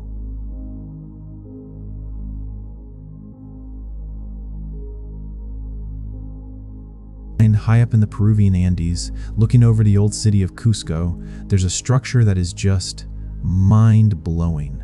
It's like a fortress built by giants, a massive 3-level wall of stone that zigs and zags and seems to just laugh at physics and time. This place is called Saksaywaman, and it's an architectural wonder that hints at some kind of lost, almost unbelievable technology. The stones here aren't just big, they're colossal. They aren't just stacked, they're fused together with a precision that would give even our modern machines a run for their money. For centuries, people have looked at this place with total awe and a whole lot of questions. How did a 15th century civilization, a civilization with no iron tools, no wheels, and no written architectural plans, build something this massive? This isn't just some old history question. It's an engineering puzzle that still stumps some of the smartest people today. The story of Saksaywaman is more than just a cool construction story. It's a direct challenge to how we think about the past and a serious reality check about human ingenuity. This is Saksaywaman, a fortress in the Andes Mountains of Peru. The stones you're seeing weigh over 100 tons, with some estimates hitting a crazy 200 tons. They're fitted together so perfectly that for hundreds of years, you couldn't even slip a piece of paper between them. But here's the real kicker. The Inca, the people who built this, had no iron tools, no wheels, and no written language to pass down their insane plans. So, how the hell did they pull off something that would be a nightmare for the best engineering firms today? Even with our cranes, our lasers, and our supercomputers, trying to rebuild Saksaywaman would be a beast of a project. In this video, we're going to Peru to try and figure out the secrets of a technology that we still can't explain. To really get your head around the puzzle of Saksaywaman, you first have to understand the insane scale of what we're looking at. The place is huge, with these 3 iconic terraced walls stretching for almost 600 meters in a crazy zigzag pattern. But it's the individual stones that just make you stop and stare. The biggest one, this monster limestone block, is estimated to weigh somewhere between 108 and 200 tons. That's like 30 elephants or a whole passenger jet. Some of these stones are over 8.5 meters or 28 feet tall. That's as high as a 3-story building. Just think about that for a second. An ancient people, with none of the heavy machinery we take for granted, somehow quarried, moved, and lifted stones this big. And the quarries weren't right next door. Some of these stones were dragged from sites miles away over insane mountain terrain. The logistics of that alone are just staggering, but the weight and size are only half the story. The real genius of Saksaywaman is how the stones are joined. These aren't just simple rectangular bricks stacked up. They're these complex, polygonal shapes, some with more than a dozen angles that lock together like a 3D jigsaw puzzle. Each stone was carved to fit its neighbors with what looks like microscopic precision. The seams are so tight that, like people have been saying for centuries, you can't fit a single piece of paper between them. And this wasn't just to look cool. This technique, called dry stone masonry, is the reason Saksaywaman is still standing. For over 500 years, these walls have survived in one of the most earthquake-prone regions on the planet. When massive earthquakes hit, the Spanish colonial buildings in Cusco crumbled, but Saksaywaman held strong. The wild, mortar-free design lets the stones dance with the seismic waves, moving just enough and then settling right back into place. The walls also lean inward, which adds another layer of stability against the ground shaking. It's a kind of earthquake-proofing so advanced, it seems like they could see the future. This wasn't just building, it was like they were having a conversation with the earth itself, showing a deep understanding of geology and physics that was centuries ahead of its time. The question isn't just what's they built, but how they knew to build it like this. Faced with a structure that just seems impossible, modern archaeology has tried to come up with an explanation. The mainstream theory paints a picture of unbelievable human effort, smarts, and just plain brute force. According to this idea, building Saksaywaman was a massive government project ordered by the great Inca ruler Pachacuti in the 15th century. It supposedly involved a ridiculous number of workers, maybe 20,000 to 30,000 men, drafted through the Incas' super-organized labor system, the Mita. The theory basically goes like this. Huge teams of guys would find these giant boulders and quarries, some as far as 22 miles away. Using harder cobblestones and maybe some bronze tools, they'd just pound and chip away at the giant rocks, slowly shaping them. To move them, they'd get thousands of men to pull the stones with thick ropes, probably made of llama wool, maybe rolling them on logs or slick clay beds to make it easier. To get them up the last hill to the building site, they would have had to build these huge earthen ramps. Once a stone was on site, the really insane work would start. The process of fitting them together is thought to have been this incredibly careful process of trial and error. Masons would somehow lift a new, giant stone into place over the one below it. Then, they'd trace the complex shape of the bottom stone onto the top one. After that, they'd lower the stone, grind it down with stone hammers and sand and water, then hoist it back up to see if it fit. They'd do this over and over and over again until the fit was absolutely perfect. On the surface, it sounds possible. It uses materials we know they had in a process that's logical, even if it's crazy hard. The Inca were master organizers, we know that. There's no doubt that manpower was a huge part of it. People have done experiments that show it's possible to move big stones with enough people. And yet, for anyone who's actually stood in front of these walls, that explanation just doesn't feel right. It feels incomplete. Could you really get that smooth, almost pillow-like finish on a 200-ton block just by hitting it with rocks? The surface of many of these stones looks glassy, almost vitrified, with rounded edges that look more melted than chiseled. And what about the precision? That trial and error method would have been painfully slow and so easy to screw up. One wrong move on a multi-ton stone and it's useless, forcing them to start all over. Computer models that have tried to simulate the construction have suggested it might have taken over a century, way longer than the official estimates. The official story asks us to believe that all of this moving stones that weigh as much as a jet, fitting them with insane precision and creating a nearly indestructible earthquake-proof building, was done with just ropes, ramps, and rocks. While it gives the Inca credit for being incredibly persistent, it leaves a lot of big questions on the table, and it really pushes what we think is possible with so-called primitive technology. It's in those cracks in the official story that some more interesting and controversial theories start to pop up.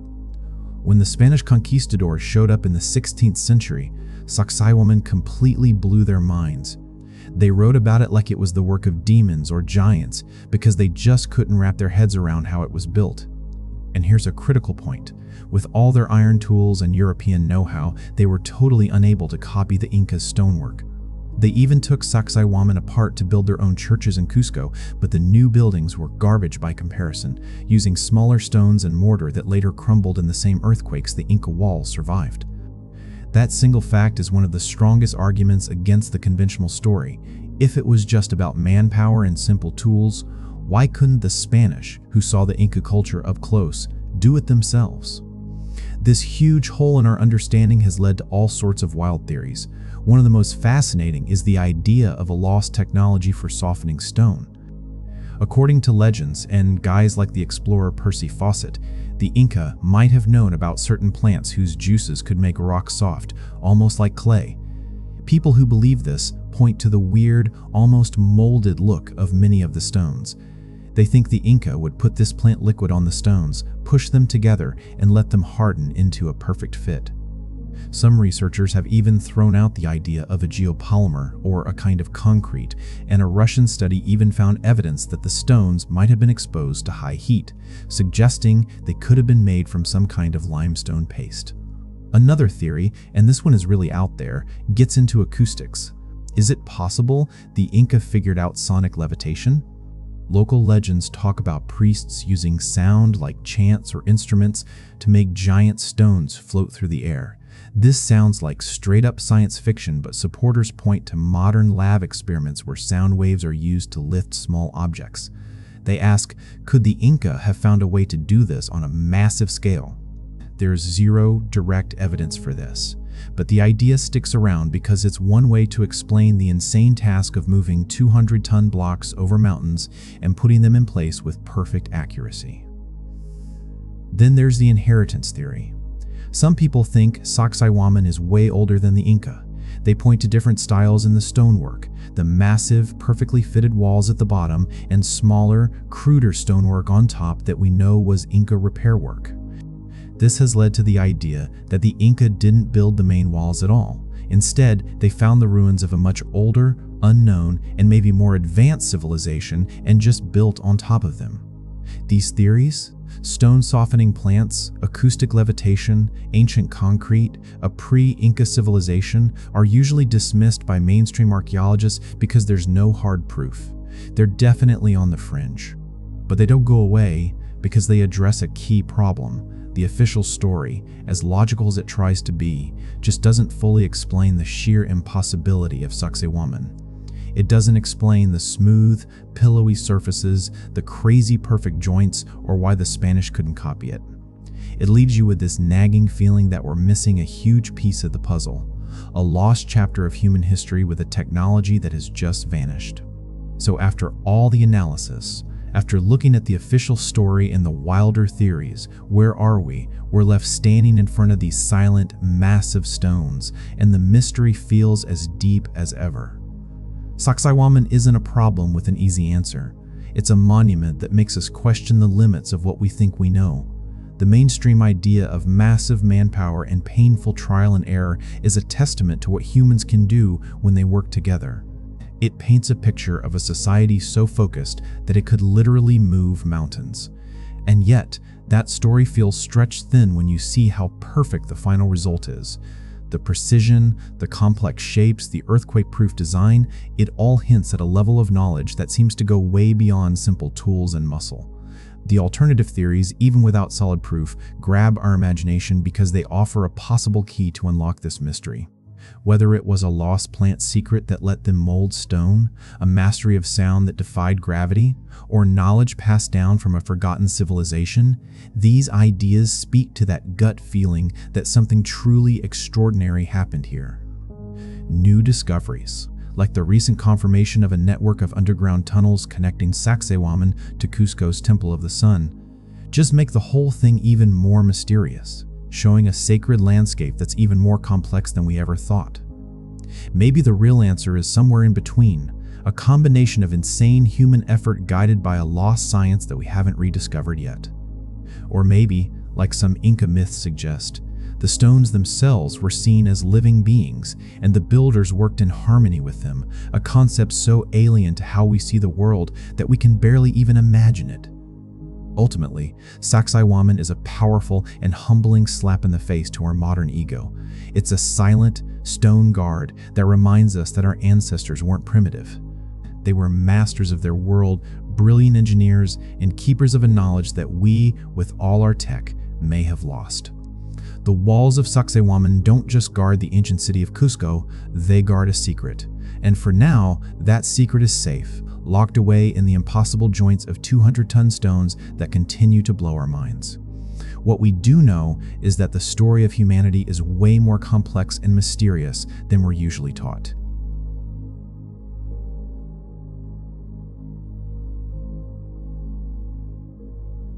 Moai statues, Easter Island, the walking stones mystery.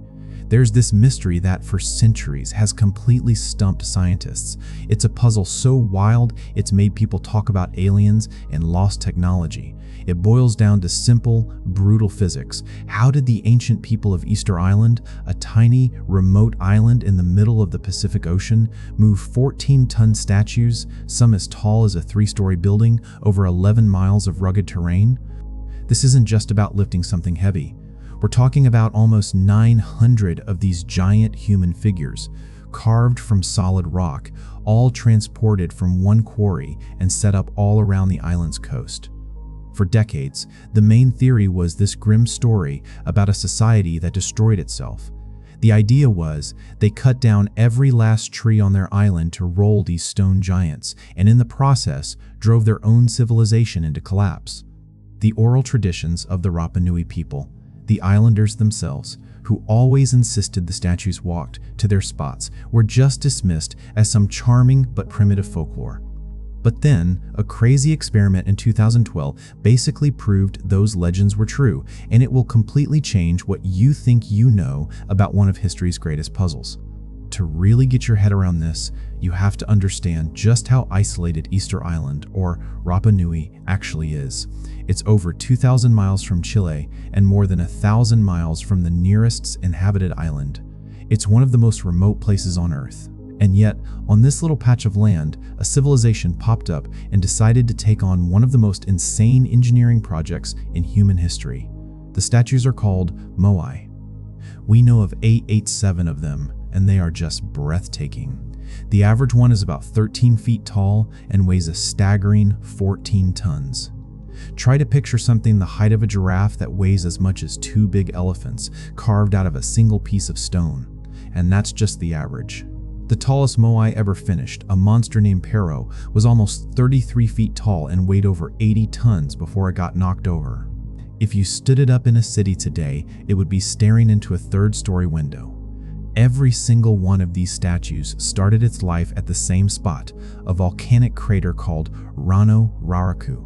This is where hundreds of carvers, using just stone tools, chipped away at the volcanic rock to free these giants. You can still see it today. The quarry is this surreal landscape of half-carved figures, like they're frozen in time, some still stuck to the cliff face. But the real mystery kicks in once a statue was finished. They were all meant for these ceremonial platforms called ahu all along the coast. The trip from the quarry to the farthest platform was a brutal 11 miles. So the question that's been haunting people for generations is brutally simple. How? They had no wheels. They had no cranes. They had no animals like horses or oxen to pull things. The island itself is all rolling hills and volcanic rock, not some smooth highway. How, with only human muscle, rope, and Stone Age tools, did they move hundreds of these 14-ton monuments across that kind of landscape? It seems to fly in the face of physics and common sense.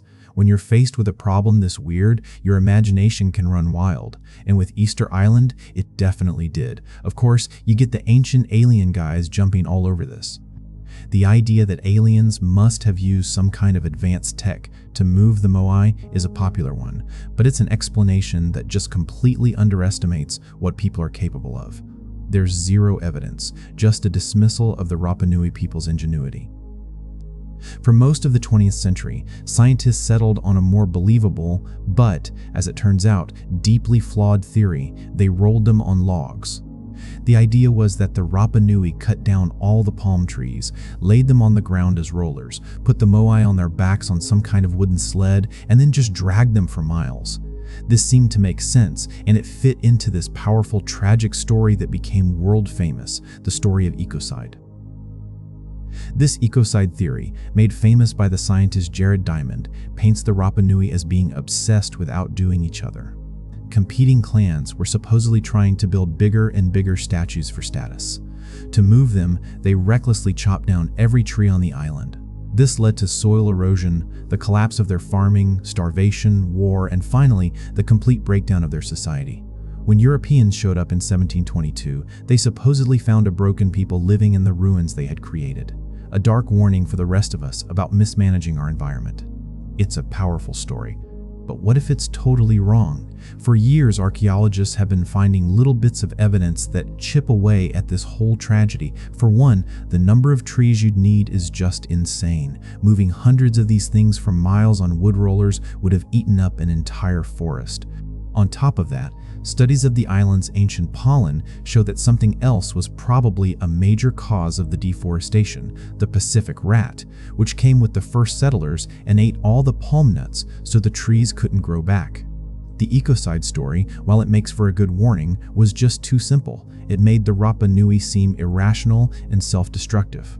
But maybe the biggest knock against the log-rolling theory was that it completely ignored what the Rapa Nui people themselves had been saying for centuries. So, if they weren't rolling them, how in the world did they do it? When the first European explorers showed up, they asked the islanders that exact question. The answer they got was strange, cryptic, and totally unbelievable. The statues, the Rapa Nui said, didn't need to be dragged. They had mana, a spiritual power, and they walked from the quarry to the platforms all by themselves. For centuries, everyone just blew this off as a myth. To a Western scientist, it just sounds like a fairy tale, a metaphor at best. How could a 14-ton rock possibly walk? But two American archaeologists, Terry Hunt and Carl Lipo, decided to question that assumption.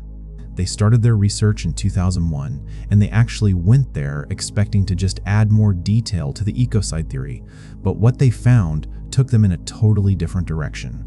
They decided to do something radical. They took the oral history of the Rapa Nui seriously. They started by looking at the statues that didn't make it. All along the old roads from the quarry, there are dozens of fallen Moai. And Hunt and Lipo noticed something critical about these road Moai. They were built differently. The statues on the platforms have flat bases so they can stand up straight. But the road Moai had D-shaped bases that were angled forward. They were literally built to lean forward to be off balance. If you tried to stand one up, it would just fall on its face. This was a mind-blowing revelation. The statues weren't just giant dead weights to be dragged, they were dynamic machines, engineered specifically for transport. That forward lean and the curved base meant they were designed to fall forward in a controlled way. Suddenly, the idea of walking didn't sound so metaphorical. Hunt and Lipo figured the islanders used ropes to rock the statues from side to side. With each rock, the curved edge of the base would pivot forward, letting the statue sort of shuffle and waddle. The statue would literally take a step. The legend wasn't a legend at all, it was a technical manual. A theory is one thing, but you gotta prove it. To test their idea, Hunt and Lipo, working with National Geographic and the Rapa Nui, ran a landmark experiment in 2012. This was the moment of truth that would either prove their theory right or send them back to square one. They made a precise replica of a road Moai, 10 feet tall, 5 tons. Not the biggest one, but still a beast of a rock. They gathered a small team of just 18 people with nothing but 3 strong ropes. They didn't have some ancient instruction manual, they had to rediscover the technique right then and there. With one team pulling a rope from the left and another from the right, they started rocking the statue. A third team at the back held another rope to act as a brake to keep the forward-leaning giant from face-planting. At first, it was tough, but then, as the teams found a rhythm, something incredible happened. The huge stone figure started to sway, like a slow, heavy dance. Rock left, pivot forward. Rock right, pivot forward. It was working. The statue was walking. Slowly but surely, the 5-ton Moai shuffled across the ground, and its movement looked almost exactly like a person waddling. It wasn't fast, but it was incredibly efficient. The experiment was a massive success. The team moved the replica over 100 yards in less than an hour. They showed that a small group of people, with just ropes and a smart understanding of physics, could move a colossal statue. The energy needed was surprisingly low once you got it rocking. As Carl Lipo said, once you get it going, it's not hard at all. This method suddenly explained so much. It explained the weird D-shaped base of the road Moai. It explained why so many of the fallen statues were found face down on downhill slopes and on their backs on uphill slopes they had just tipped over during their walk. And most importantly, it validated the knowledge of the Rapa Nui ancestors. While it doesn't prove every single legend, it provides incredible evidence for the core idea. The statues did walk. The legends were true. Confirming the walking method isn't just about solving a moving puzzle, it completely flips our whole understanding of Easter Island's history on its head. It dismantles that tragic, condescending story of a self-destructive people and replaces it with a story of brilliant, resilient innovators. Think about what this means. The Rapa Nui weren't just reckless fools who wrecked their own paradise. They were genius engineers who came up with a sustainable, low-impact way to do something monumental. They didn't need to cut down their whole forest for rollers because they had a much smarter solution that just required rope and teamwork. This totally pulls the rug out from under the ecocide collapse theory, and the new evidence doesn't stop there. Recent scientific work has put the final nails in the coffin of that old collapse narrative. Modern DNA studies have looked at ancient Rapa Nui genomes and found no evidence of a population crash before Europeans got there. In fact, the population seems to have been stable and growing right up until contact, when outsiders brought devastating diseases and slave raids that truly decimated the islanders. On top of that, satellite imaging has shown that the islanders had sophisticated farming techniques. They built these extensive rock gardens where they enriched the poor volcanic soil with stones to hold in moisture and release nutrients. This let them support a stable population of a few thousand people for centuries, living in balance with what they had. The story of Easter Island isn't one of failure, it's a story of incredible success and resilience in one of the toughest environments on the planet. The walking statues are the ultimate symbol of this new history. They aren't monuments to a society's madness and self-destruction. They're testaments to its genius, its teamwork, and its deep connection to ancestral wisdom. The journey to understand how the Moai moved has taken us from being skeptical and dismissive to a place of genuine respect. We've gone from popular myths of self-destruction to the vindicated oral histories of the Rapa Nui people. The image of those colossal statues rocking and waddling their way across the island is a powerful reminder that our assumptions about the past are often more primitive than the methods of the people who lived it. The walking statues of Easter Island don't stand as a warning of failure, but as a monument to the incredible power of human innovation. It makes you wonder what other ancient legends are actually just technical manuals that we're not smart enough to read yet.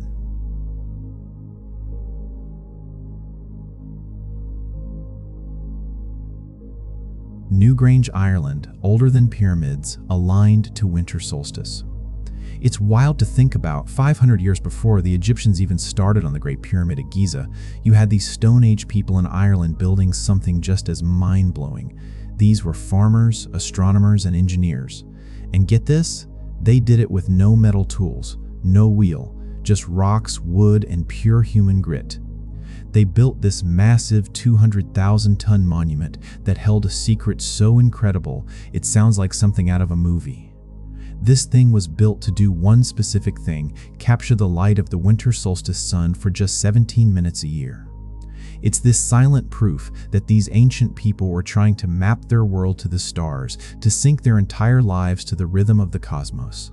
For thousands of years, nobody knew what it was for. It was just this giant mound, buried under dirt and legends. This is the story of Newgrange. It's a tomb that's older than the pyramids, a temple built for the sun, and a giant clock made of stone and light. We're going to explore how the hell they pulled this off, and more importantly, try to figure out why. So you go to Ireland, right? To this place in County Meath called Brú na Bóinne. It literally means the Palace of the Boyne. It's a UNESCO World Heritage Site for a reason. The whole area is just packed with these ancient monuments. You've got Noath and Dalf, but the main event, the real showstopper, is Newgrange. From a distance, it just looks like a huge grassy hill, kind of kidney-shaped, covering over an acre. But when you get closer, you see this incredible wall of bright white quartz stones. They dragged these things from the Wicklow Mountains, over 50 kilometers away. And the wall is broken up by these big, rounded granite boulders that they hauled from the Mourne Mountains, also about 50 kilometers away. I mean, just pause and think about that. This is a society with no complex machinery, zero. Yet they're transporting thousands of tons of specific, decorative stones across huge distances. The logistics are just insane. The mound itself is made of an estimated 200,000 tons of stone and earth layered perfectly. To give you an idea of what that means, that's about the weight of a modern aircraft carrier, and it was all built by hand. They built this thing around 3200 BCE. That makes it 500 years older than the Great Pyramid of Giza and a full 1,000 years older than the famous version of Stonehenge. And these weren't just guys piling up rocks. They were masters. For over 5,000 years, the roof inside has been completely watertight. Think about that. They built a roof out of giant, overlapping stones that has stayed dry for 5 millennia. Most houses built today can't even do that. But it wasn't just about building something big, it was art. At the base, there are 97 massive stones called curbstones, and a lot of them are covered in this crazy megalithic art. The most famous one is right at the entrance. It's a 5-ton slab of rock carved with these mesmerizing spirals and patterns. The big one is a triple spiral, a triskel, that's become a famous symbol of ancient Ireland. And what's really interesting is that this art is at least 2,500 years older than the Celts, so this is a purely Neolithic Irish thing. So what does it all mean? Archaeologists don't think it was just for decoration. A lot of the carvings are in places that would have been in total darkness once the tomb was sealed, which suggests they were for the gods or the spirits of the dead, not for people. For centuries, everyone just thought Newgrange was a fancy tomb. They did find human remains inside, so it was definitely a tomb for some important people. But the sheer scale and effort involved just screamed that there was something more going on. This wasn't just a grave, it was a statement of power, of knowledge, and a deep connection to the sky. The people who built it, this Boyne culture, were Ireland's first farmers. Their entire lives revolved around the seasons, planting crops, and the sun. And that relationship with the sun is where the real secret is. The question wasn't just how they built it, but why they built it with such insane precision. What was the secret hidden inside? For thousands of years, Newgrange just sat there, its biggest secret completely hidden in the dark. The entrance caved in, grass grew over it, and it just became another hill. It was basically forgotten until 1699, when some workers who were digging it up for stone accidentally found the entrance. But even then, for almost 300 more years, nobody knew its real purpose. They just thought it was a cool cave or a tomb. The truth was finally uncovered by one guy, Professor Michael J. O'Kelly, an Irish archaeologist. Between 1962 and 1975, he led this massive project to excavate and restore the whole site. While he was working, he kept hearing these old local legend stories that said on the shortest day of the year, the sun would shine right into the tomb. He was fascinated by this, and by this weird little box-like opening right above the main door, which he called the roof box. So, he decided, what the hell, I'll check it out. Picture this, it's the morning of December 21st, 1967. O'Kelly is standing alone inside this ancient tomb, in pitch-black silence, just waiting.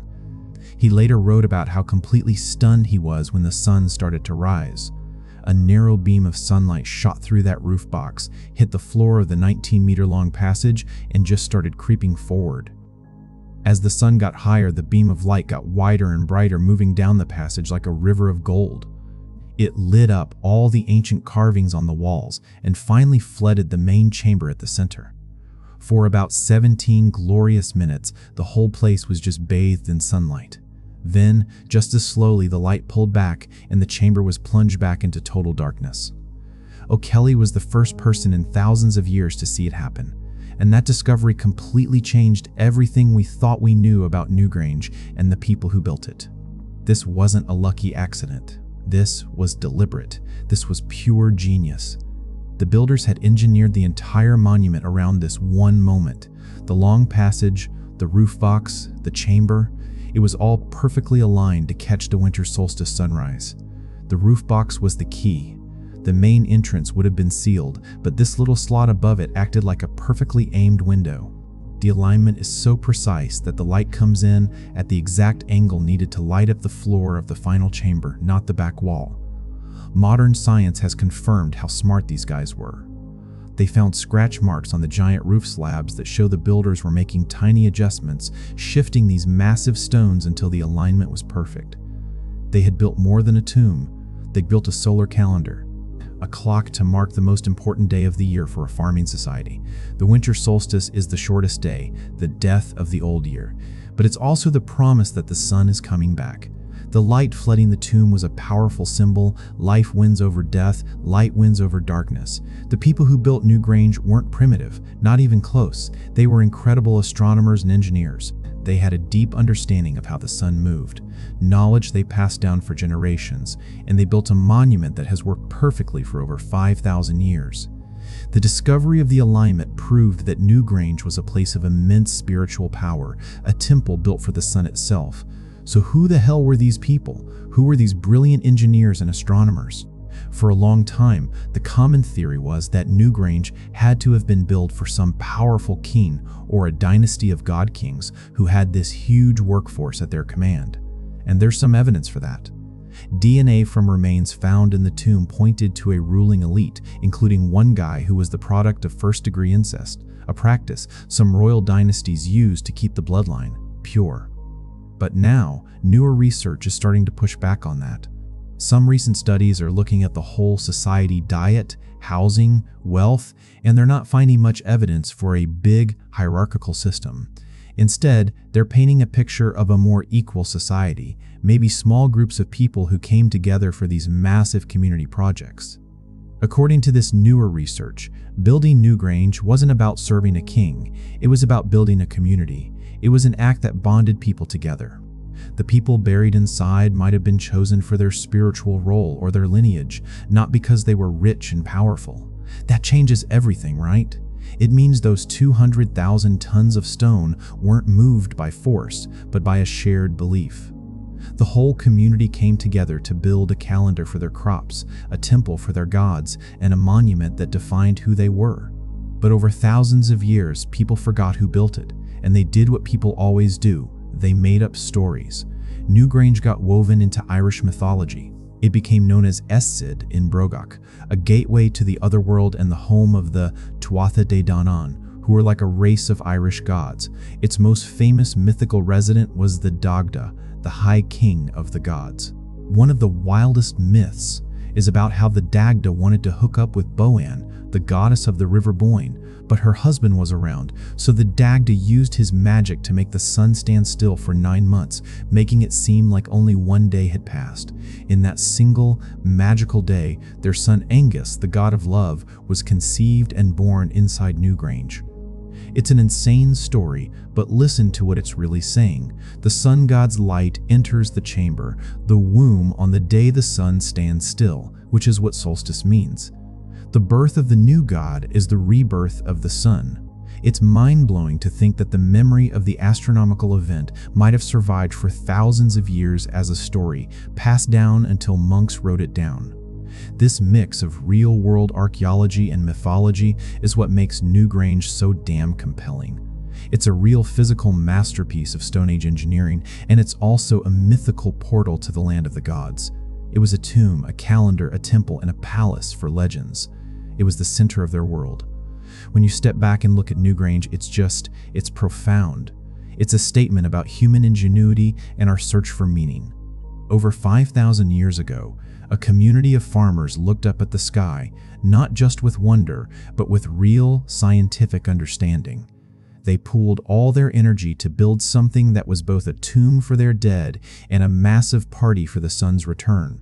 They encoded what they knew about the cosmos into stone and light, and it has lasted for millennia. It just shows you that this need we have to connect with the cosmos to figure out our place in the universe, that's not new. That's ancient. That's built into our DNA. The builders of Newgrange lived in the Stone Age, but they were anything but primitive. They were pioneers. They were astronomers, architects, and artists who left something behind that still blows our minds today. Even now, people gather at Newgrange on the winter solstice, just like they probably did 5,000 years ago. They come to watch that same beam of light cut through the darkness, connecting our world directly to theirs. Newgrange isn't just an old pile of rocks, it's a living bridge to our ancestors, a monument to their genius, and a reminder that even in the deepest darkness, light is coming back. What does it say about us as a species that 5,000 years ago, on this little green island, we were already reaching for the sun?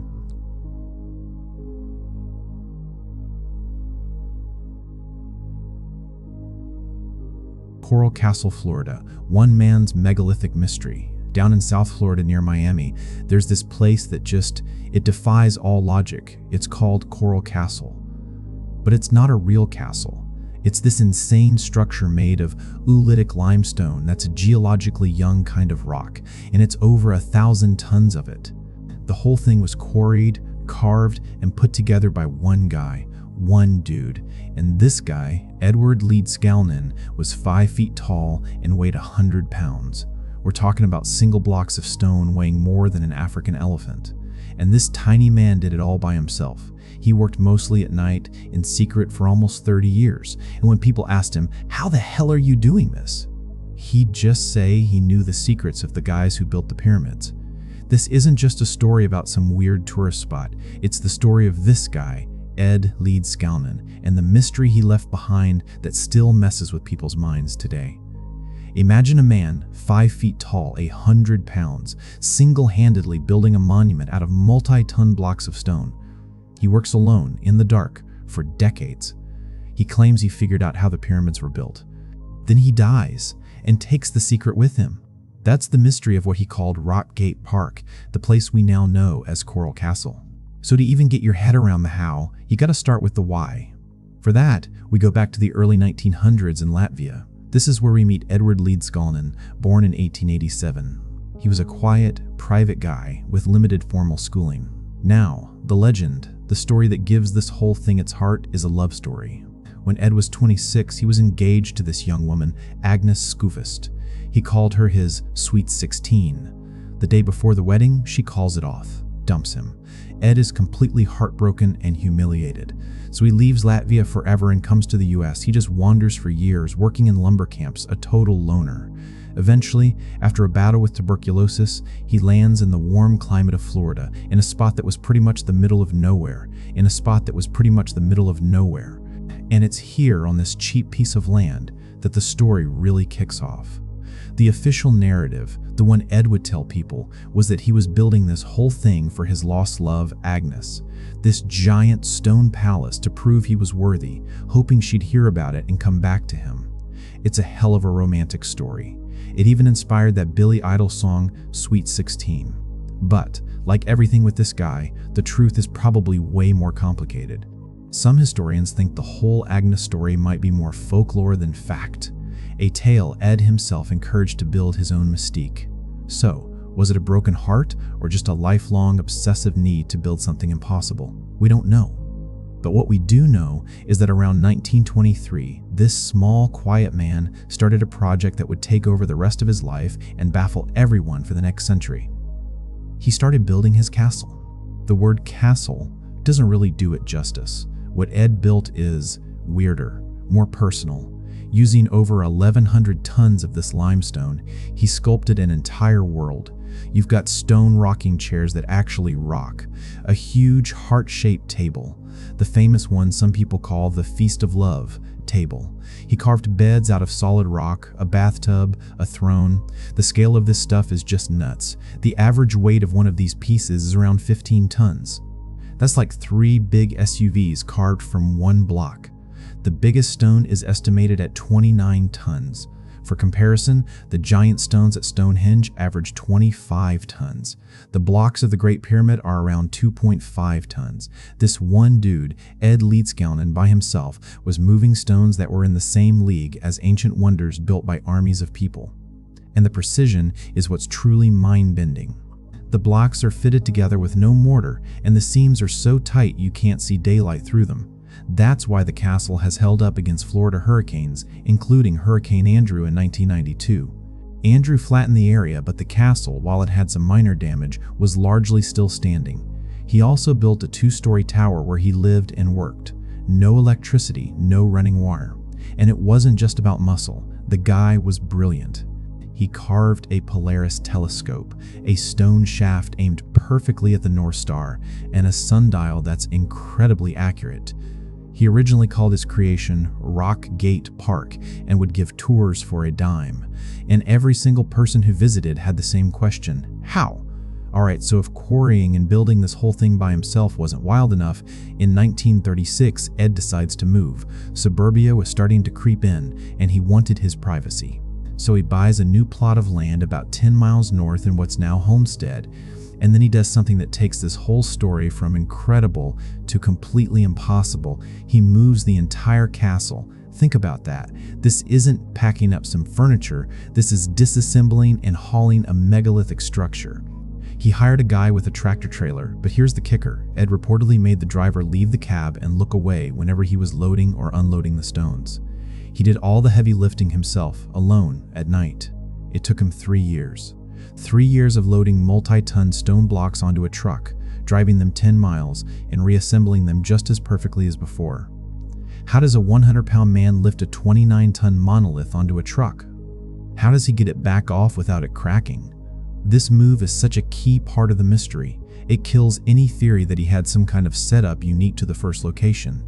Whatever his secret was, it was portable. It was a technique, a knowledge that he carried with him. He reopened the site, still calling it Rock Gate, and kept on building until he died, leaving us with the puzzle we have today. So, how the hell did he do it? When people pushed him, Ed was vague. His most famous line was, "I have discovered the secrets of the pyramids. I have found out how the Egyptians and the ancient builders raised and set in place blocks of stone weighing many tons." The tools they found on site just make it more confusing. They're on display there today: handmade winches, chains, tripods made of old telephone poles. There's no big cranes, no modern machinery. The tools just look pathetic for the job. It's like trying to build a skyscraper with a couple of hand tools. There aren't many witnesses because he worked in secret. But the few stories that exist are bizarre. Some teenagers who spied on him swore they saw the blocks of stone floating like hydrogen balloons. Now, you can write that off as kids making stuff up, but it feeds into the stranger theories about what he was doing. And Ed himself was the source of these theories. He wasn't just a stonemason, he was obsessed with the unseen world. He did his own experiments and wrote these little pamphlets, one of them called Magnetic Current. In it, he basically says all of modern physics is wrong. He claimed the real force in the universe was a magnetic current made of tiny individual magnets. He wrote, "The real magnet is the substance that is circulating in the metal." He built these weird black boxes with cranks on them. Was that the key? Did he, as some people think, figure out a way to manipulate electromagnetic fields, to somehow reverse or neutralize gravity and make the stones weightless? He talked about understanding weight and leverage, but what he did seems to go way beyond that.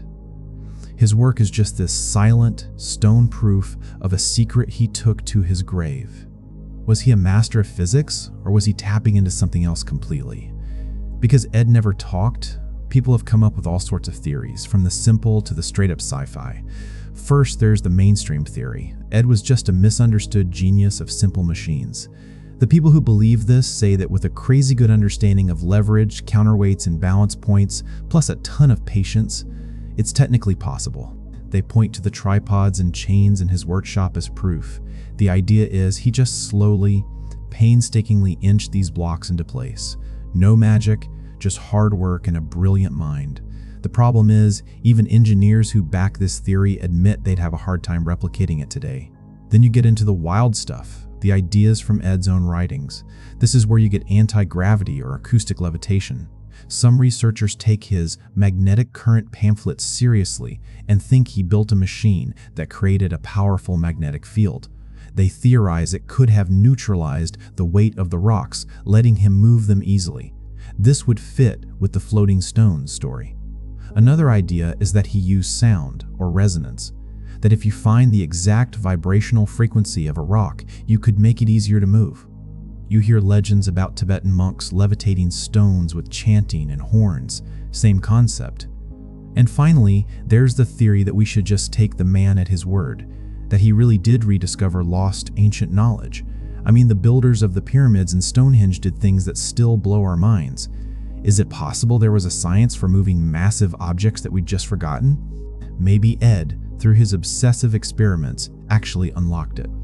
This theory paints him not as some weirdo, but as a link to a long-lost chain of master builders who brought ancient engineering into the 20th century.